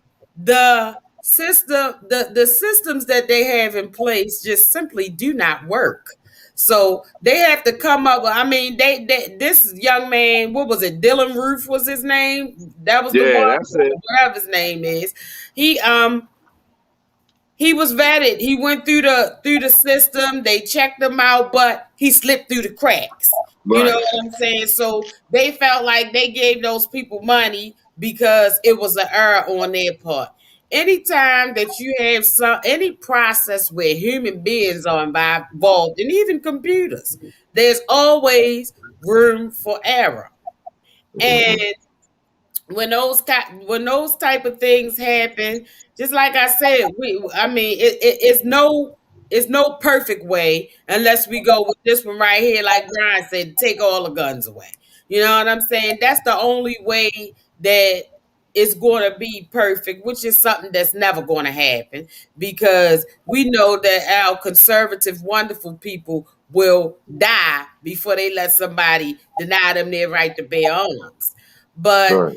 it just, I don't know what the solution is at this point, you know, but it has to be some kind of middle ground. Even in, like Karen was saying, you know, even in Maryland, you can open carry, but you can't conceal. You know, the permit that you get is wear and carry, but you can't conceal unless you have a special permit. But what black man want to walk around in the climate of today's world openly carrying a firearm? You know what I'm saying? You know, on that note, good topic, everybody. Gina, I'll let you make the last comment on your topic, but first I'll look at Brian, and Brian is, like I said, an opinionated individual. And Brian said, well, take away all guns.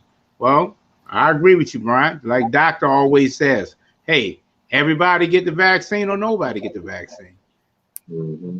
You know what I mean? Everybody go to jail or nobody go to jail. You can't have all these rules, Brian. If we're going to take away all the guns, okay, let's do that. But the same way with the vaccine. Either everybody get the vaccine or nobody get the vaccine. You can't say we're going to go all in or all out on guns, but let's choose on the vaccine. You can't do that. Right. And in the perfect world, you know, you can take away all the guns. But if all the law-abiding citizens give up their guns, do you think the dope boys going to give up theirs? Do you think the ones who got the ghost guns, who printed it off the computer, you think they going to give up theirs? No, sir. But that's what I said. See, the laws are only for the ones that's going to follow the rules. Exactly. The laws are for when that person kick your back door in, and you hear something, and what you going to get, a tennis racket?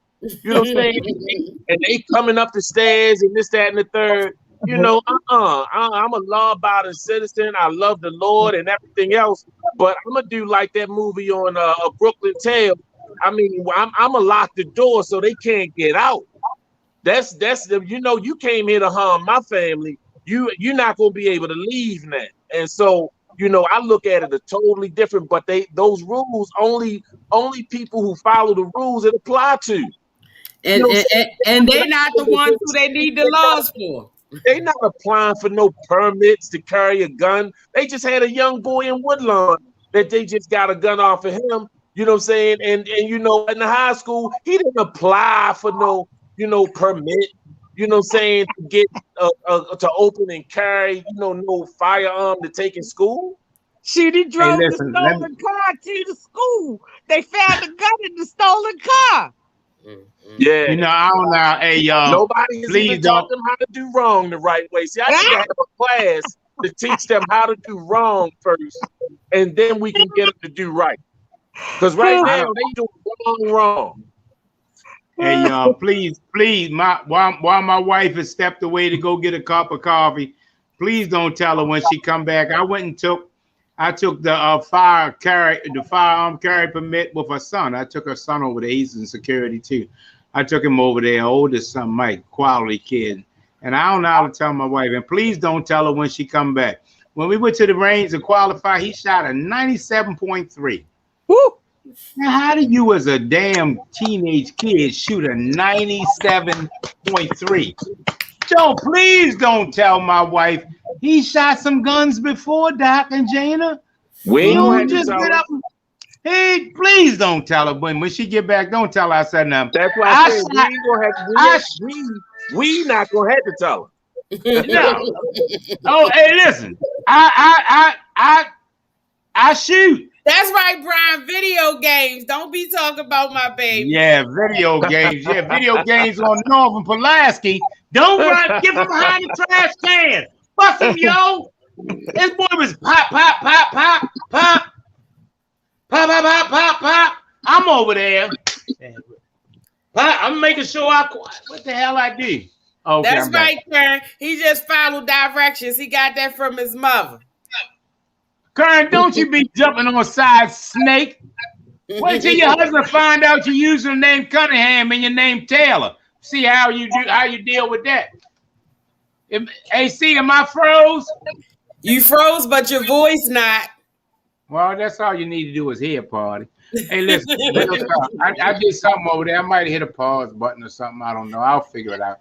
But anyway, yeah, this kid was just banging out some darn scores and stuff. You know, I ain't want to know how to tell his mother something else went wrong. Him good with that gun. So that's that. All right, y'all. Hey, Cece, what's your topic today? My topic today is, we can't let this go by. Because I know everybody know about this one. Henry Ruggs III with this drunk driving tragedy. Oh, yeah. Anybody That's don't a football player, right? Yeah, Henry Ruggs III was wide receiver. And we say was because they fired his dumb ass. But he was a wide receiver for the Las Vegas Raiders.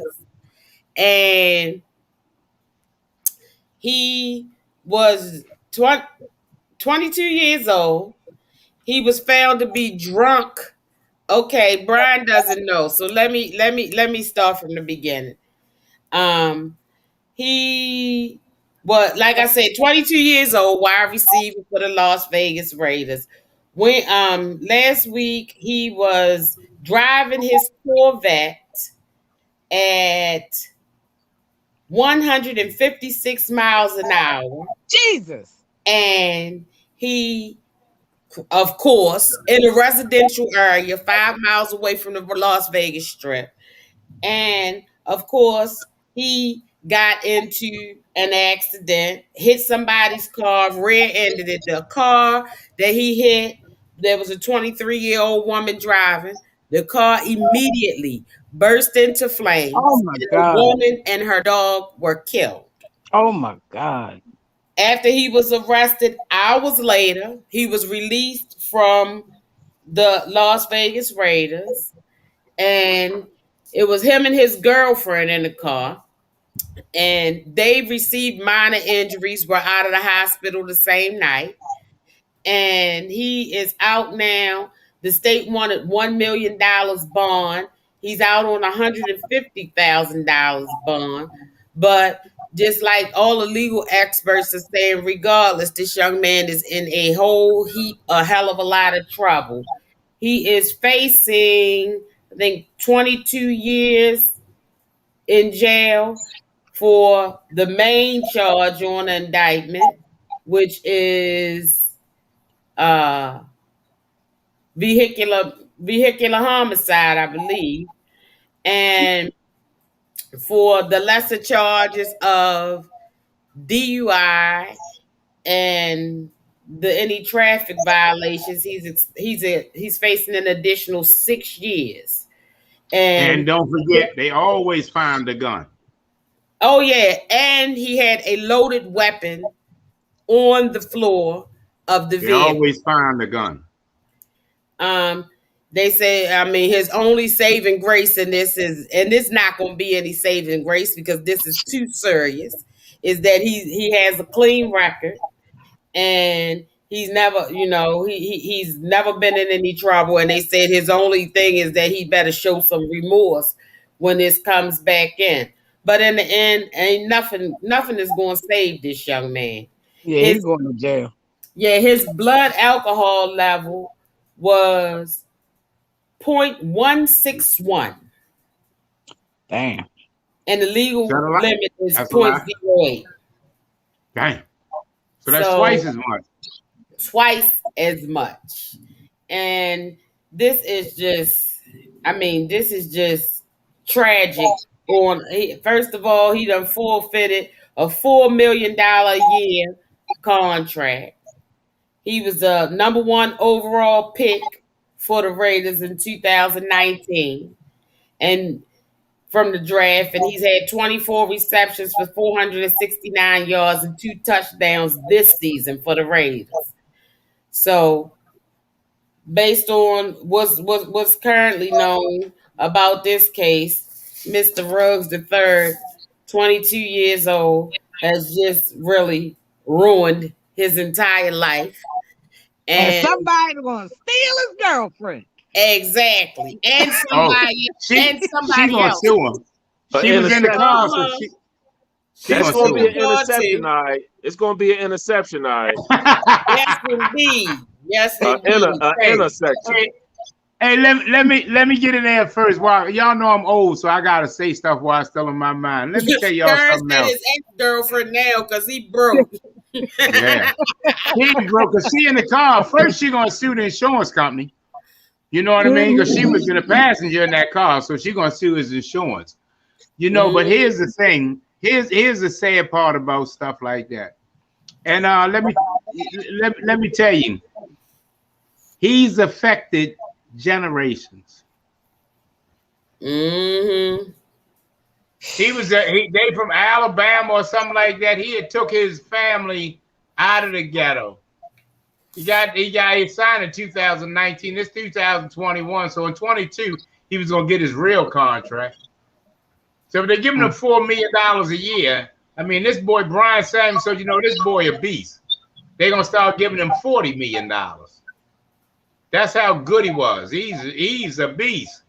And now, Mommy and all them that thought they was gonna move up like the Jeffersons to the east side, they're back in Alabama going to court. Mm-hmm. Visiting them over in Hagerstown. So now, not only has he screwed himself and his parents, he screwed his kids, his grandkids, and probably the generation of his great grandkids. That's what he took out of that home, the financial security of generations. Right now, when y'all saw us at CCNI home doing the Halloween thing, shout out to Arnie and all that to put that together. But I'm the head of 4 generations. I'm there. My daughters and them are there, Tiffany and Becky and Nikki. Their children are there who's running the thing, Tawani and them. And Tawani's daughter, Cody. So that's me, 1 generation, my children, 2 generations, my grandchildren, 3 generations, my great-grandkids. I'm the head of 4 generations. And I'm still here to teach them how to, thank you, hands up. I'm still here to teach them how to have, if they're not being able to trick or treat, have something. Papa was still here with CC to show you my wife spends the whole thing as usual. I don't say anything because she don't say anything, but they got her on the grill the whole time, Doc and Gina. She outside on the grill. She told us yesterday. Yeah, all the time. I don't say nothing. They say, "Oh, we're gonna do this. We're gonna do that." They take for granted that she gonna cook all the food and do it. And don't get me wrong, they bought it. They bought the food, so I'll take it because Doc, y'all know they don't usually buy shit. Mm. My kids shop in my freezer like it's Walmart. They come to my house and go in and say, "Daddy, you got any crab meat?" I mean, you know, I got crab meat. So they go downstairs, come up. You know, colossal. How much was that colossal crab meat in Giants last time? See, $38 a can. $38. They go in there and both take a can. That's $100. Like it ain't nothing. Like it ain't nothing. But they ain't done. You got 4. We just gonna take one then. But both of them take one. Then we down to 2. I got 4 because I put them away and I saved for it. You feel what I'm saying? So that's what the grandparents get to teach. You get what I'm saying? That's what Doc said. Yeah. Well, Johnny got it. He's 9 years old. My 9-year-old can't get a shot. He know 9 years old because evidently somebody was 9 years old. You feel me? Gina tells the story all the time where she come home with her brand new outfit that she ain't anymore yet. Her mother got some strange girl sitting over there with her brand new outfit on in the living room eating an apple pie and some ice cream that they told her she couldn't have till after dinner on their way to watch a Broadway play. That's right. That's right. Then I said, well, Mama, we get ready to go watch the play. Don't you got homework? You feel me? So that's affected. Gina talks about Eubie Blake. Oh, Eubie Blake is this and that. You mean Uncle Eubie? You know, you don't know what people learn from generations. My wife got so many of her mother's habits. I look at her mother and look at her. They even talk alike. They even talk alike. Hey, baby, I like dinner. You know what they all both say? What do you say when I say I like the steak you cook? What do you say, C? I'm glad you enjoyed it. I'm glad her mother said the exact same answer and everything. That's really good, mother-in-law. I'm glad you enjoyed it. My wife picked that up from her mother. You get what I'm saying? That person right now has lost the opportunity to run around and raise his kids and his grandkids. You can't raise them from over the penitentiary. You can't raise them over there fighting for your life to get a couple dollars opposed to $40 million. You changed a lot of things. That comment. You know what? I would say that, you know what, I think it's just so unfortunate because to me, I think giving some of these young boys, you know what I'm saying, this money because of their talent and then not a mentor. Yeah. A mentor should come with that contract.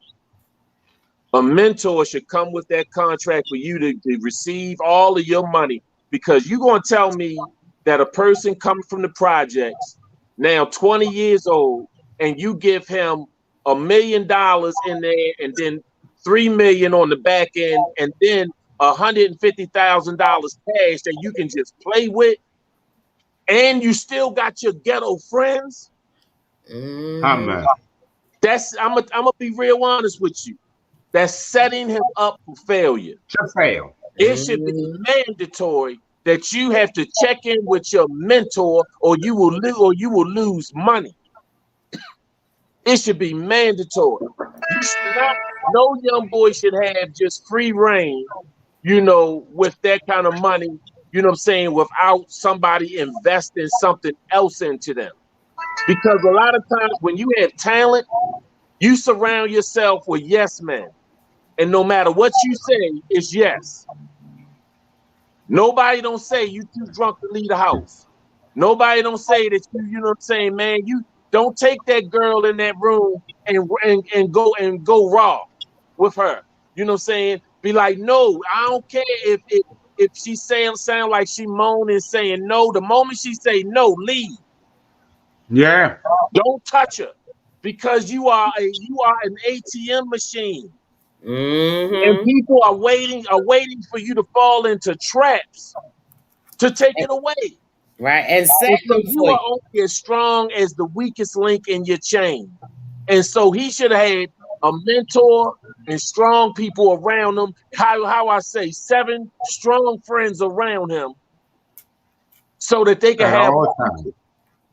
You know, I mean, to be honest with you, the way our society is, this man gonna catch it probably more for killing the dog. I'm telling you, when you get them on you, man, dog. You see how they went after Michael Vick?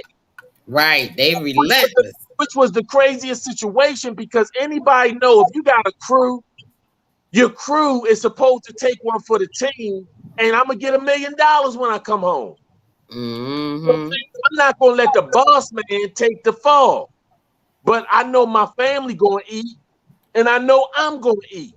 But when you got the low-level dudes that could never make $250,000 in their whole life, and they tell on the big man, I don't even understand that language. I don't even understand it. Because I'm like, you wasn't going to do nothing all year anyway, so why you ain't do a year in jail? But I we would mean that. ask them, what is the most that you possibly could make? You don't have no education. You don't have no experience in nothing. All you really know is how to roll blunts well. Tell me what was the most you get? Okay, then the most you can get is 25. I'm going to triple that. I'm gonna give you 75,000 just for this year, and I'm also gonna take care of your mother, this, that, and the third, and I'm gonna buy your mother a new house. But they don't know how to do that. You know what I'm saying? It shouldn't be no rappers ever getting caught with no gun because you hire a guy to carry a gun. Right. There should be nobody getting no accident because you pay a driver to drive you everywhere you gotta go. Right. And that's what a mentor or an OG has to tell you. That's right. You know, that's right. In the world of Ubers and Lyfts, in our society full of Ubers and Lyfts, you driving drunk. You mean to tell me you don't got, if you sign that kind of money, you can't go off and spend $30,000 on a limo, get you a nice little limo that's in your driveway, and you got somebody that you call. Hey, boy, I pay you $25 an hour, and I'm going to the club. All right. He get in the limo, drive to the club, sit outside, go to sleep in the car, do whatever he's doing. Every time you come out, you get in the limo, you and the freaks in the back seat doing whatever y'all doing. Put the damn glass up like they do in the limo, get you some head, do your thing, and then let somebody drive you home and drop your dumb ass off. And when you get to your house, park the limo back in front of your house in your driveway. He take his car home. He done made $300 and you done tipped him $50. Guess what? Let me get that. Mm-hmm. Everybody wants that job. Just what the hell are y'all thinking about? Right. And then outside of all of that, you know what I'm saying? He done, just like you said, Maurice, he done ruined his life. He done ruined the legacy for his family. But let's not forget, the 23-year-old woman that you killed, what did you do to her family? You know what I'm saying? That's just to her legacy. I mean, they didn't say whether or not she was a mother or whatever, but that's somebody's daughter, somebody's sister, somebody's potential mother, maybe, if she is not a mother already. You know, you just changed somebody else's life forever over some dumb shit. Just well, dumb. You know, let me tell you something else too, Brian. You're right. They're gonna make an example out of him. That's the next thing. And Doc made a important statement too, which is true. He dealing with Peter now, dealing with them people with that dog. Let me tell you something else. First of all, if something like that happened, or my wife and all that, you're not only gonna have to deal with me that I can't get to you. I'm gonna send a kite up there to my son Tay, because he killed Cookie. I tell everybody out there in podcast land, I ain't know nothing about dogs and stuff. When they said that they were sending Michael Vick to jail about some dogs, the first thing I said, man, you gonna let that man go to jail about some dogs? Man, damn them dogs. That's what I did, because I didn't know. That was before I had Cookie. I was all about Michael Vick. You know what I mean? Damn them dogs. Guess what? Damn Michael Vick. Damn Michael Vick. You feeling me? If somebody do something to Cookie, I'm gonna send that kite up there to my son Tay and them. Hey boy, let me tell you what's going on, Jack. You know he killed Cookie. Oh, that's what's up, Pop. Yeah. You did what you had to do to Cookie. Believe you me, you gonna have problems with me about killing Cookie. You and anybody else in the world. All right, who started that topic? CC, I get that was your closing thought. Yes. All right, y'all. We're going around the horn now. All right, Doc, you got anything that you want to talk about? You got a burning desire? Yeah, actually, you know what? I did have a topic. Whoa! Hands up! Hands up! Doc got a topic. Let's go, Doc. Nah, actually, you know what? There's a lawsuit against Hertz car rental. Yeah, yeah. And what's been happening is that they have been renting cars to people, but they still had it on the list with the police department as stolen. What? So they have reported cars stolen. So what has happened is there's been a number of people who has had a legal contract in their glove compartment thinking they cool, and they've gotten pulled over by the police. They had to get out with their hands up. They had to turn around. They had to pull their shirt up. They had to walk backwards to the police officer. They had to be put in cuffs. And two of the people were actually taken to the station and arrested. And one officer got so upset at what happened, he called the place and said, y'all got to get y'all system together, because this man could have lost his life tonight. And it was a black man who had rented a pickup truck for his job, and he had a long-term rental. He had in his pocket the receipt where he had given them $2,300 to rent the vehicle, and he and it was reported stolen, and they knew that it was reported stolen, but they rented it out anyway. And so they have a lawsuit against them right now that's currently pending. But I think that, you know, that's just something that I wanted to bring to attention, because whenever, to me, a black male, and then sometimes a black female, but whenever a black male has contact with officers, it's a chance that you might not come home that night. And I think that's offensive to put me in that situation. And I have a legal contract with you, you know, where I had not stolen the car. And they have 165 plaintiffs on that lawsuit. Yeah, a class action. Wow. Mhm. A class action. That was one of my topics. I was as smart as the doctor that time, but I didn't even remember my old timers. That's what I was going to talk about. Something else that he was going to steal from me, because I was going to talk about it. Then I told him to go ahead. And the Alzheimer's kicked in. He can't even do wrong right. Can't even steal right. Gina, any comment on that topic? That I'm this first I'm hearing about it, so I'm really surprised. But I'm trying to think what it was I heard the other day that Hertz bought. This wasn't in the freezer. I can't think of it off the top of my head, but it was something that Hertz had purchased. They said that, you know, this was exclusively Hertz now, but I can't remember what it was. But I'll try to find out. And I'm shocked. I'm like, wow. Can you imagine? Not to mention that they've recently coming off of a bankruptcy. So, you know, how many plaintiffs? How many plaintiffs did you say it was? How many plaintiffs? 165. The class action members actually were included as part of the bankruptcy, which is what brought this to light. Wow. So Doc, if 165 people put it on paper, how many did they really do it to? 300? 400? Oh, you feel me? If you got 165 people that said they did, look how many people that just don't want nothing to do with it, just say go ahead. Well, look, how many people who actually rented it and brought it back, they just ain't actually get caught by the police. You know what I'm saying? So to me, the mere fact that you put me and my family in that type of danger, and I was thinking, let's say if I rent a van to take my family to Disney World, you know what I'm saying? Anything can happen. And so I really have a serious problem with that.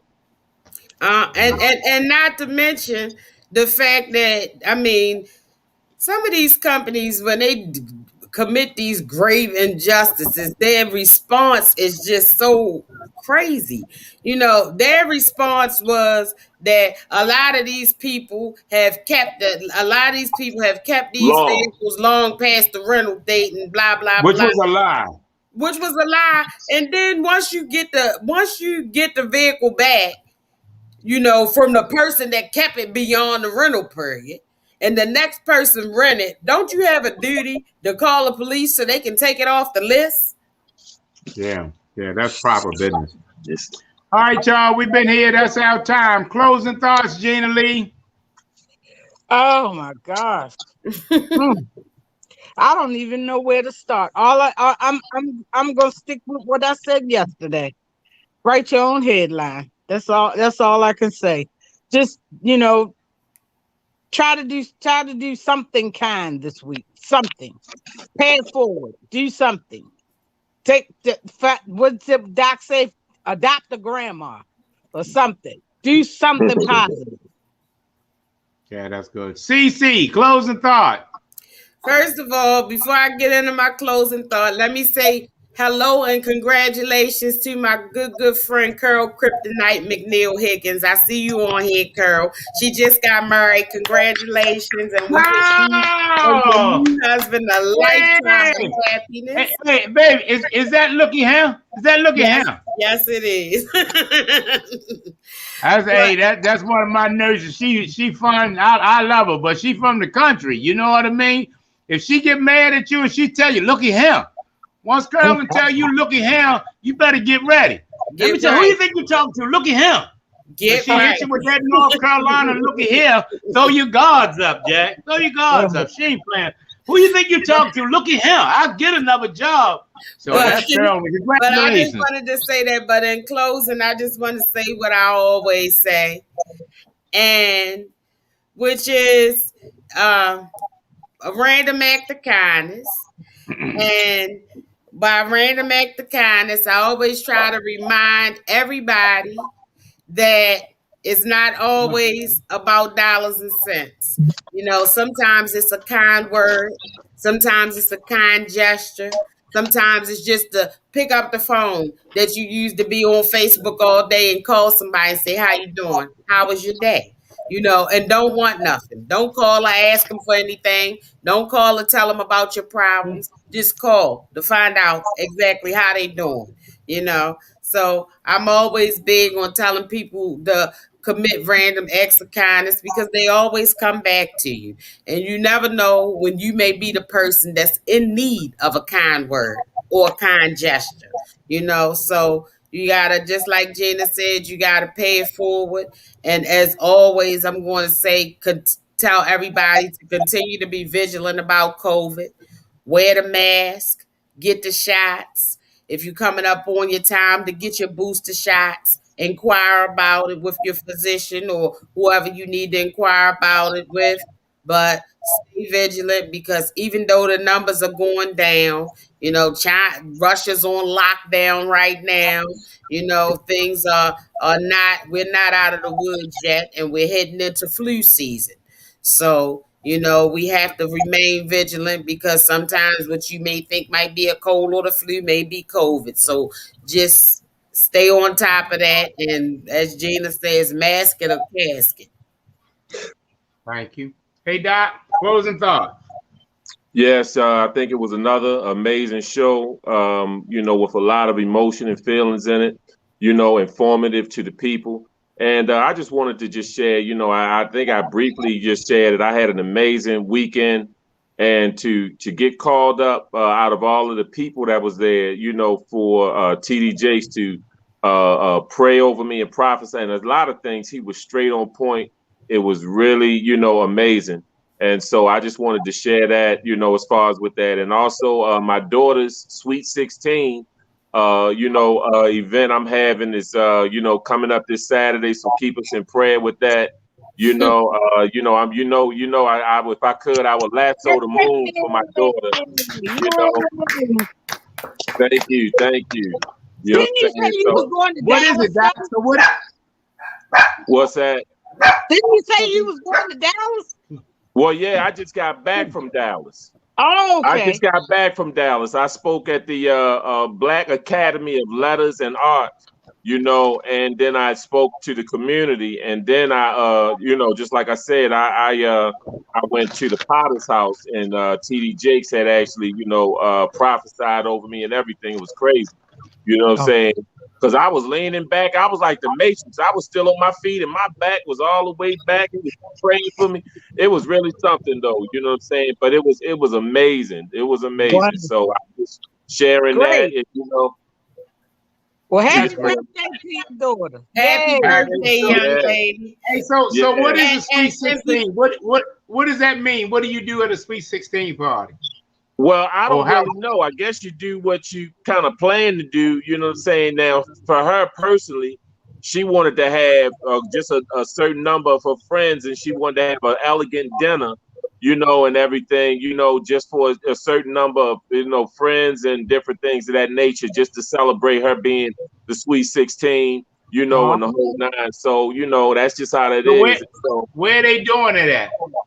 actually, it's at this place out in Timonium. It's a nice, elegant kind of restaurant and different things of that nature. So, you know, we kind of getting everything together, you know, for that. Her birthday is actually November the 8th. It's on actually that Monday.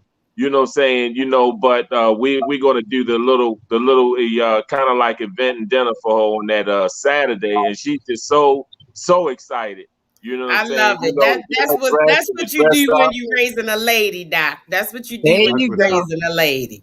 There you go. No. Yeah, and that's So what she Doc, want to do. Dress up elegant, and she, you know, and she told everybody else to dress up elegant. I mean, and I'm happy for her. You know, she A is so formal proud. dinner She's a party. blessing. Go ahead, girl. And look, she don't even know. I done got some people to reach out to her. So I done talked to, you know, like Cornell West, and you know, and actually I'm gonna have Harriet Tubman's great grandniece like say a little couple of words of encouragement to her, and the singer Mario, you know, and so, you know, it's you know, I'm hoping to just, you know, just like I said, I just want to do the best that I can as a father, you know what I'm saying, who has been present since day one for her. That's Oh right. man. Carol said, man. show her what real love is. When you raise your daughters that way, everybody, you don't have to worry about no knucklehead coming along trying to talk them out of nothing because their daddy will be the first man that they ever love. So That's we right. commend you on that, Di. And Well, we wish your daughter good luck. Before we get out of yeah, here, baby, Karen wanted me to read this really quickly to Gina. yes. She says, yes, I want to recognize Gina for paying it forward. Again, thank you for your act of kindness. Oh, Hands thank up. you. Hands Amen. up. Amen. Hands up. Thank Thank you very you. much to our crew. And to Doctor, your lovely daughter, awesome job that you're doing and stuff like that from the podcast and from the Tates family. Cece's gonna send you $100 for her. Tell her happy birthday. I And sure because will. we still see them as kids and stuff, we're gonna send you $16. That's what they did with us, Gene and everybody. You got $1 every year. So we're gonna give you from the podcast and the Tates family. Cece's gonna cash app you now $116. $16 because she's 16, and $100 from us as a family and the group. Well, So, she sure will. She would sure appreciate it. She would sure okay, we'll appreciate send that. So TC, send them $116 of my money.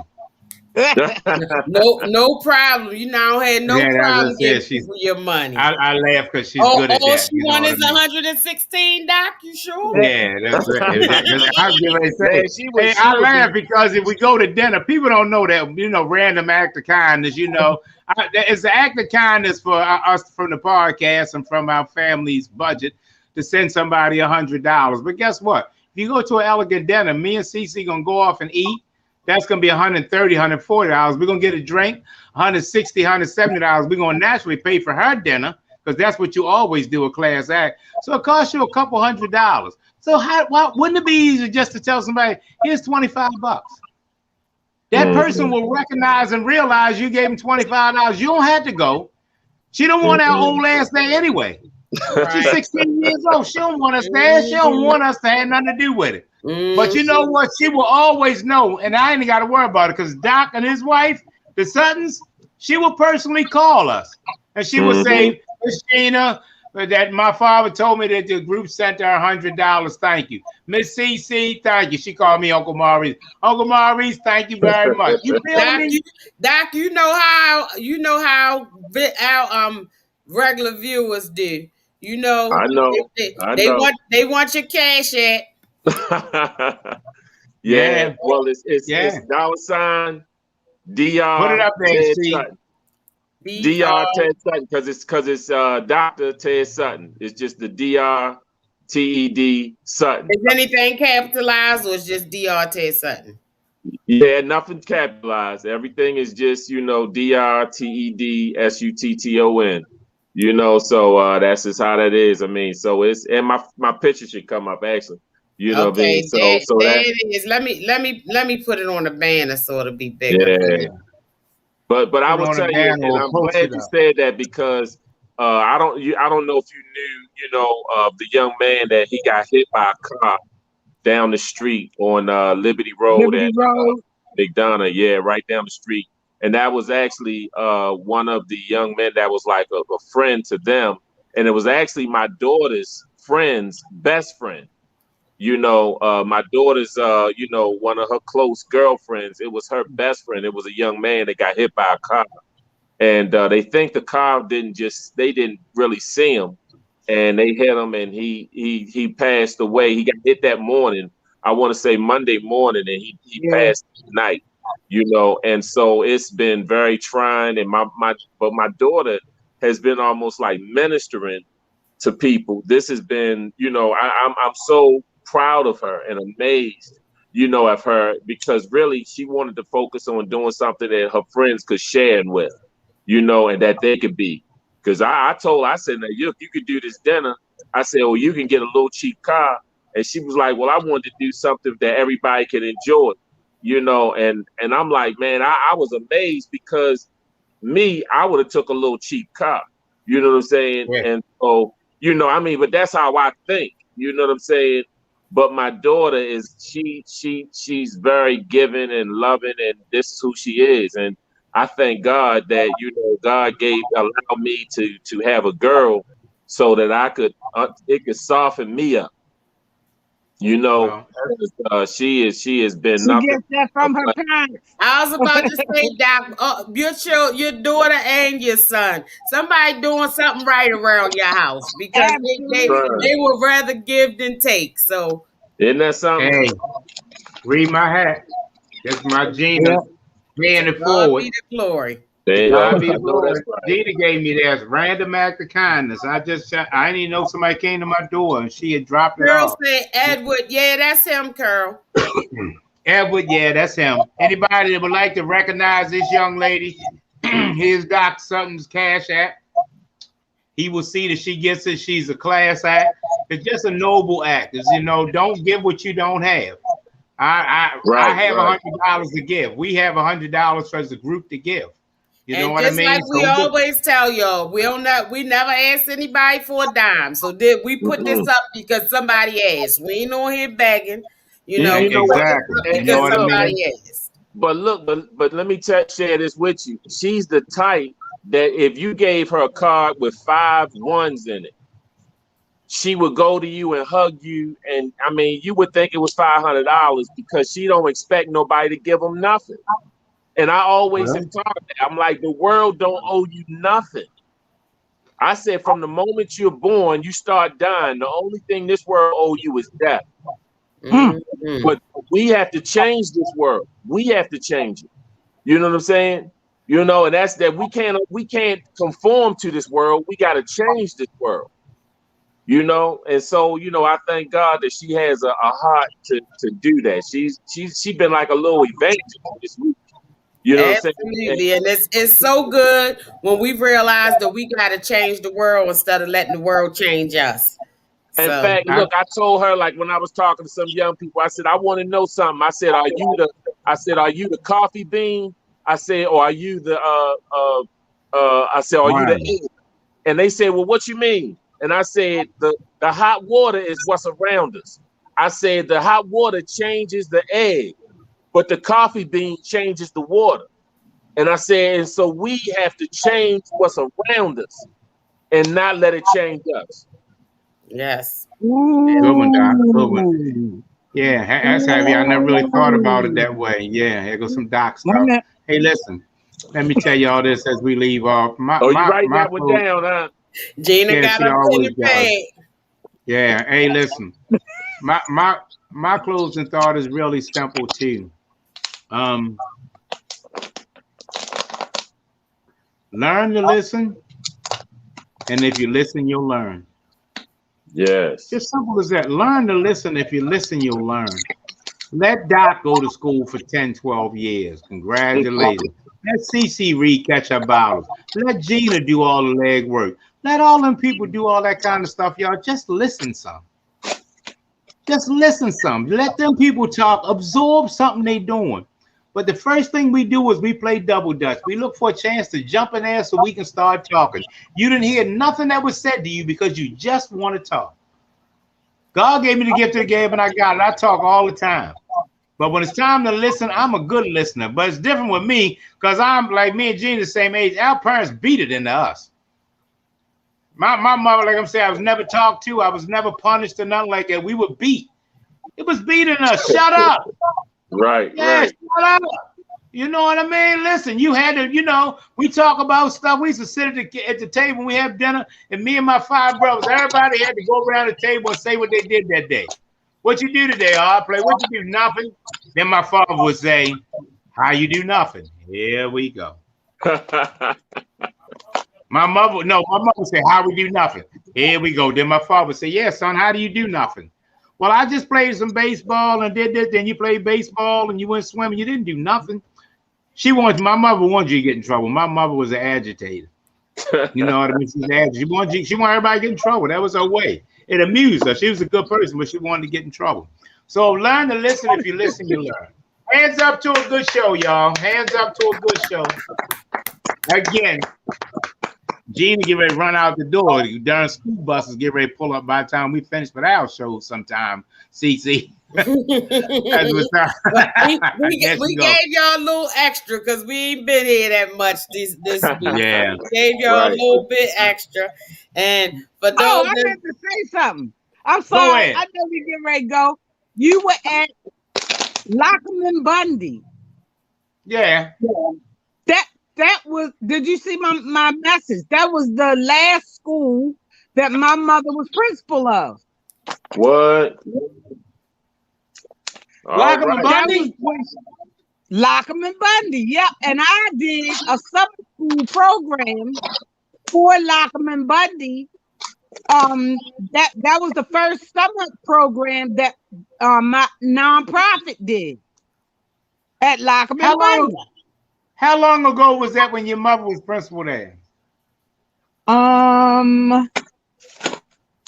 Shoot, my mother's been deceased since 2010, and she retired probably 15 years before that.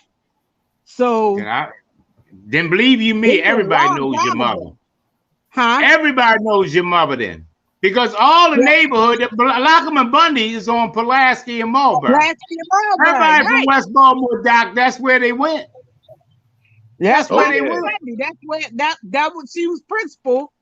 But that was right before she retired. That was the last place she was principal. Yeah, if you were from Emerson and Bryce, if you were down there, that's where you went. Everybody went to Lockham and Bundy. We knew that well. We played on that little playground forever. Yeah. You know, everybody knew your mother then. Me and Cece was doing the show, but you was at Lockham and Bundy showing us the Doc was on the show too. You was doing I remember where you were until after the show. I was like, dang, I didn't realize that's where you were. Yeah, that's my friends, my good friends, the principal there now. You know what I mean? So y'all, anyway, be somebody important out there. Be yourself. Y'all, thank you for another great show. Thank you for another great show. One last time, hands up. One more, hands up. You know what I mean? Thank y'all for welcoming us back into your home, into your computers, and on your television and your dining room and stuff. I sure missed y'all. Thank you, and everybody. Great participation for the show. Everybody was in there today. Great participation. We all opinionated. Bryant's got his own topics, his own agenda. Doc talks about what he talks. Everybody out there has their own agenda. But these questions go out there so that you can come up with your own analysis. You can come up with your own way of thinking the answer should be. Have your own opinion. That's what I'm saying. That's what we're here for. Gina always reminds us, we're not a black show. We're not a white show. We're just an informative show. But we have a little bit of everything for you. So as always, y'all know how I end everything. Real simple. Hey, next time when y'all out there waiting for John F. Kennedy, you know who coming back with John F. Kennedy? Mama! May the work I've done speak for me. May the life I've lived speak for me. When I'm resting in my grave, oh Lord, may they all stay. May the service we give on these podcasts speak for me. Hands up, hands up. What an awesome show, y'all. Thank you, everybody, for allowing us back into your home. You know what I mean? Hey, Doc. Yeah. Tell your daughter we all said happy birthday, man. I sure will. All right, y'all. I'm Party Marty. That's our time. Junior Kenny Davis. Now go out there, y'all, and have a great day on purpose. I'm Party Marty. That's our time. We out.